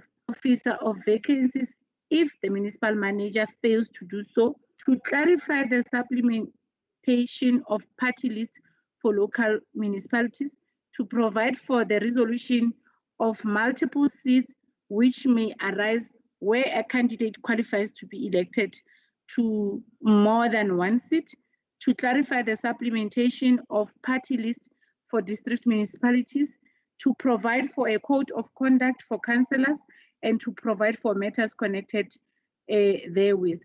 As the portfolio committee, we noted the following financial implications: that the Gauteng Department of COGTA will incur no financial implications. However, municipalities will incur additional expenditure in respect of remuneration that will be payable to those councillors who will form a top-up to reach the minimum of 10 councillors in a municipality. In terms of Section 65 of the Constitution of the Republic of South Africa, the Portfolio Committee on COGTA and Human Settlement confer authority on the Gauteng provincial delegates to the National Council of Provinces to vote in favor of the Local Government Municipal Structures Amendment Bill B19D of 2018. Deputy Chair of Chairs, I therefore move that the House votes in favor of the bill. Thank you very much. Thank you. Is there any seconder? Yes, Chair, I move to second the adoption of the report. Thank you. I now put a question. All those in favor say yes. Yes. Yes. Yes. Yes. And all who are not in favor say no. No. The yes have it. Now the report is duly adopted by the House. Secretary, can you read the sixth order? Thank you, Honorable Deputy Chair of Chairs. Roads and Transport Focus Interventions Study Report on the lack of capacity in the department and G-Fleet Management. Thank you. Thank you, Honorable Dagile. Table the report. Thank you, Deputy Chair of Chairs. We submit the report. Can we please regard all those areas that have not been read to be taken as read, and we'll just focus on key critical areas in the report. In terms of the executive summary, which we think that covers all areas, in the year 2020 financial year, the committee noted that the department has been allocated a budget of 7.7 billion, allocated mainly for the design, construction, maintenance, and rehabilitation of the current provincial road network, as well as for the management of subsidized BICE contract and special infrastructure project. The committee noted that in the same financial year, there were more than 50 projects that have been planned to be implemented by the department. Noting the number and nature of the project, as well as the allocated budget for the department to be implemented in the current financial year. Noting the number of projects as well as allocated budget for the implementation through the MTF period, the committee is of the view that the department will require full complement of senior management with required skills to be able to make required decisions at the required time, and thereby ensuring enhanced service delivery on the project. Furthermore, the committee noted that there is a need for the required skills within the roads and transport branches, in particular project managers who will be able to provide proper planning and supervision of this project on behalf of the department. Taking into account consideration of the poor projects and contract management that was witnessed in the previous financial year in the implementation of infrastructure projects such as K46 William Nicol, consideration of the poor project management that was witnessed in the previous financial year in the implementation of the infrastructural projects.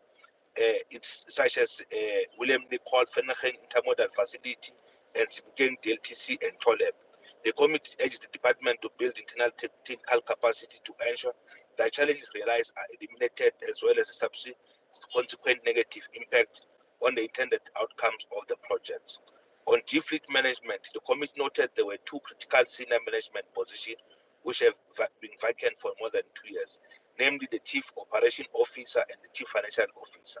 The committee also is of the view that the filling of this post is critical in ensuring that the operations and finances of the entity are efficiently and effectively managed to ensure the self-sustainability status of the entity of the MTEF period and beyond.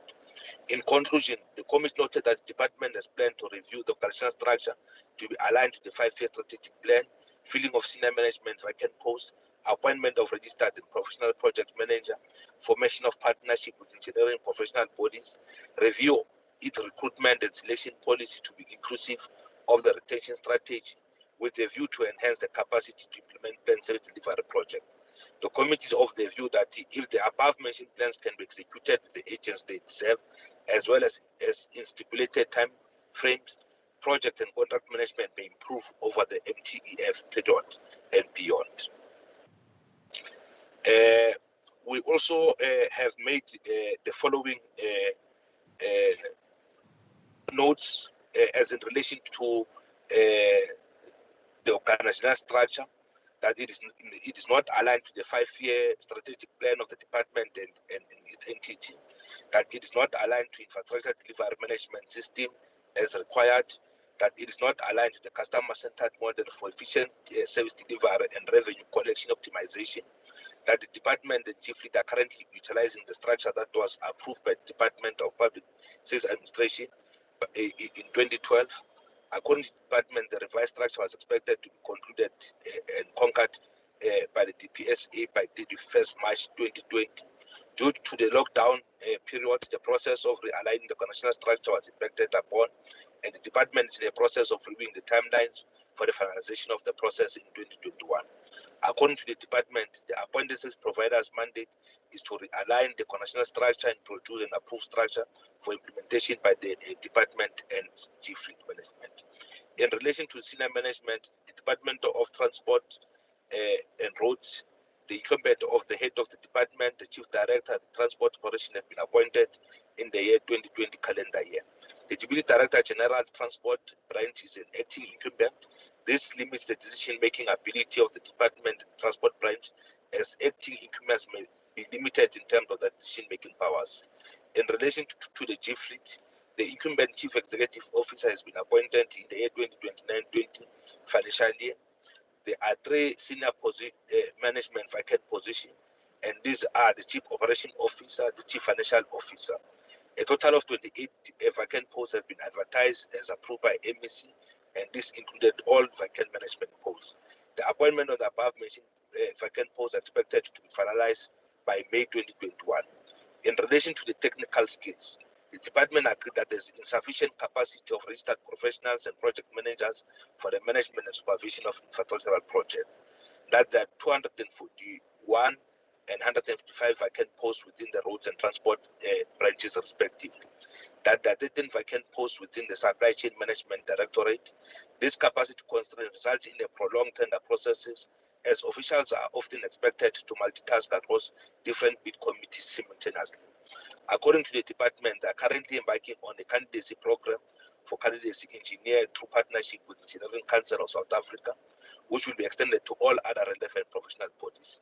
The program, which has been allocated contracts for a period of 48 months, commenced on the 1st of May 2019. In relation to the skills audit, an electronic skills audit exercise was conducted by the Human Resource Development Team from 1st August to 30 November 2016, but not yield results, as officials in both the department and the chief management did not comply. According to the department, the manual skills audit, which will be conducted using forms per salary level, is planned to commence in October 2019, and consultation with various internal stakeholders are underway. The human resource management, the recruitment and selection policy has been approved and will be reviewed by the end of the third quarter 2020. There is no retention policy in place. However, according to the department, the review, recruitment, and selection policy will be incorporated as part of the retention strategy. There's no growth and development policy in place.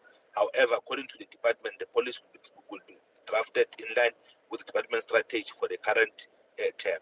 The committee therefore recommends the following: that the department should, by the 26th of February 2021, provide the committee with a detailed report on the following: a revised organizational structure in line with the current 5-year strategic plan, IDMS, and customer-centered model. The process of filling senior management positions, namely the DGG transport branch, as well as the COO and the CFO in the chief fleet management, and the impact the vacant post had on the daily operation of the department and its entity. In relation to the technical skills, the Department of Roads and Transport made a report in relation to the progress made on the appointment of registered professionals and project managers for the management and supervision of the infrastructure project, that the status of filling the vacant posts within the supply chain management directorate and how they impacted on the procurement processes. The candidacy program for the candidacy engineer through partnership with the ECSA. In relation to the skills audit, the skills audit exercise plan to commence in October must ensure that it develop a human resource strategy to be aligned to the departmental 5-year strategy. It developed the IT strategy, which will be the driving force of the department vision and strategy, and be aligned to the human resource strategy. It must table a revised recruitment and selection policy incorporating the departmental retention strategy. Draft the growth and development policy in line with the department strategy for the current term. We wish to acknowledge all the members of the committee, and including the senior management and the MEC in the department, for their commitment in undertaking this particular process.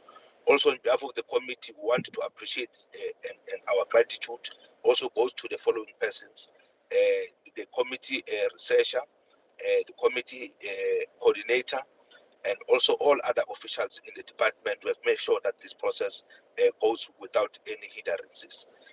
After consideration, the Roads and Transport Portfolio Committee must have adopted the focus intervention study report on the lack of capacity in the department's NG fleet management. In terms of Rule 165, the committee presents to this House and recommends the adoption of the committee focused intervention study report on the lack of capacity in the department and G-Fleet, taking into account the comments and recommendation made in this report. Therefore, the report is submitted for adoption. Thank you. Do we have any seconder to the report?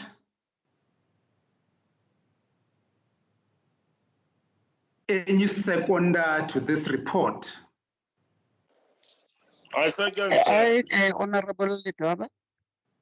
Okay, Second. thank you very much. Now let me put a question. All those in favor say yes. Yes. Yes. Yes. Thank you. And those who are not in favor say no. The yes have it. No. And the report is adopted by the House. Secretary, can you read the seventh order?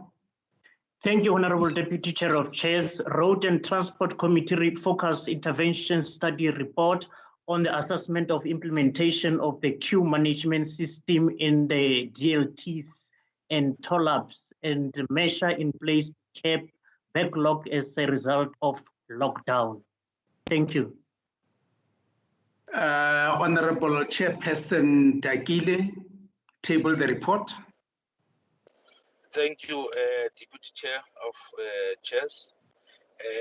In line with the strategic objectives of the Department of a modern, accountable, and developmental-oriented department, the committee agreed to undertake a study on the implementation of the QMS in provincial DLTC and TOLEP, and the measures to cap the backlog as a result of COVID-19 lockdown in the current financial year and over the MTF period.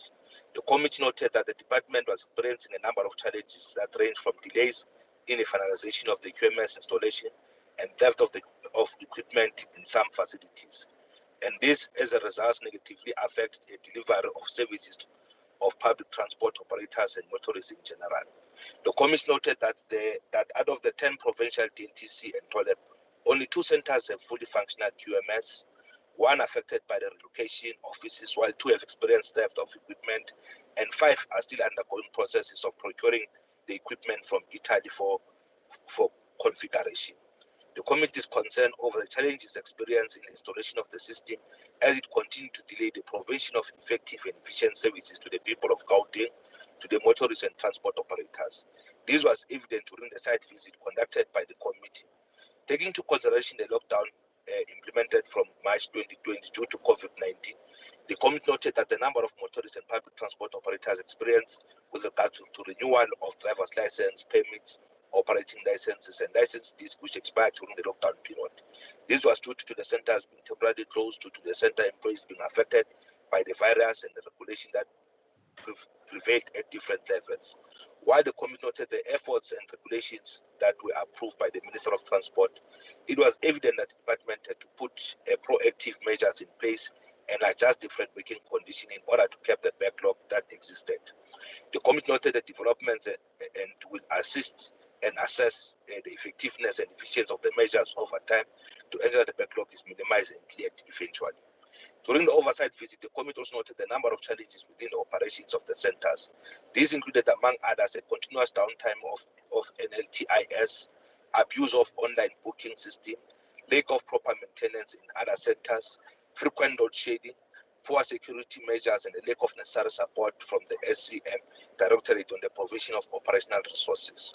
The committee is of the view that these challenges need to be urgently attended to in order to cap the negative impact this may have in the long run, as new systems have been put in place to assist with the operational matters.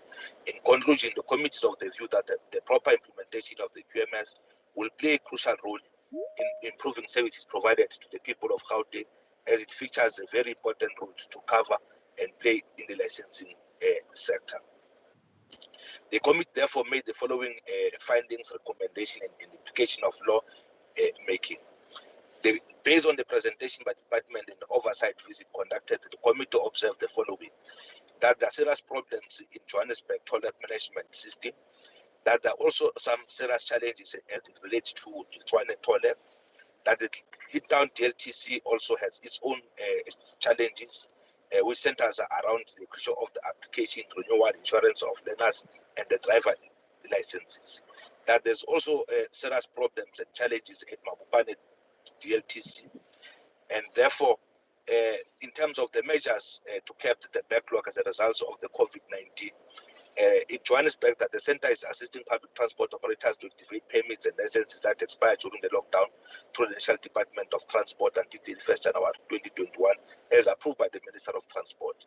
That all submissions that have been received have been communicated to the National Department of Transport for activation. In relation to the Tshwane told them that due to the ongoing renovation, all services have been relocated to Germiston Tollgate for processing and application of the renewal of permits and operating licenses. As it relates to question of deep down DLTC, that the separate help desk has been set up to assist the renewal of expired licenses, and the disk is approved by the Minister of Transport in January 2021. That Tuesdays have been allocated specifically for that renewal for the general public. However, on other working days, the centre also assists with processing requests as received from the public. That Wednesdays have been set aside for the elderly and the pensioners for the renewal of licenses. However, on other working days, the centre also assists with the processing of requests as received from the group. In relation to the Mabopane DLTC, the centre currently has no backlog on the renewal expired licenses, as all submitted application have been referred to the National Department of Transport for activation. The general operations matters. It is noted also that the Johannesburg Tollgate currently also service transport of operators not only from Johannesburg, but it also covers areas such as Sedibeng and Westland. This promotes non-compliance in Sedibeng and Westland as operators are discouraged to come to Johannesburg for processing. In relation to Tshwane, that the lack of proper maintenance at the centre, as the structure is dilapidated and experiencing a number of challenges ranging from water overflows and general cleaning of the facilities. In relation to Mabopane DLTC, online booking system which is subject to abuse as individuals and at times driving schools. They block book slots and sell them for unknown users. Therefore, the committee makes the following recommendation: that the department should, as of the 26th of February 2021, provide the committee with a detailed report on the following: and the implementation of the QMS across all provincial DLTC and toll-labs, in relation to efficiency and effectiveness of measures put in place to curb the backlog because of the COVID-19 lockdown. The report should include the number of expired licenses, both for motorists and public transport operators, those that have been received, activated, and ongoing activation. Measures that have been put in place to curb the abuse of the online booking system as it is currently being utilized, as well as the commitment from RMTMC to assist the province on the rectification of the challenges identified. On the measures that have been put in place to ensure that requests for resources by the provincial centres are prioritized by the supply chain management. On the provision of maintenance of the budget for Mabopane DLTC and Tshwane Tollgate. On the proposing infrastructure alternatives for the Sedibeng and Western regions, noting both regions are operating in Johannesburg and Kagiso respectively due to the lack of space in their respective region to operate from. On the measure that have been put in place to ensure the transition from manual to electronic filing system. On measures put in place to enhance safety and security of all provincial centres to prevent theft of equipment. On measures put in place to resolve the challenges and mitigating factors to deal with load shedding across all DLTC and tollgate. On measures put in place to deal with the INATIS system downtime.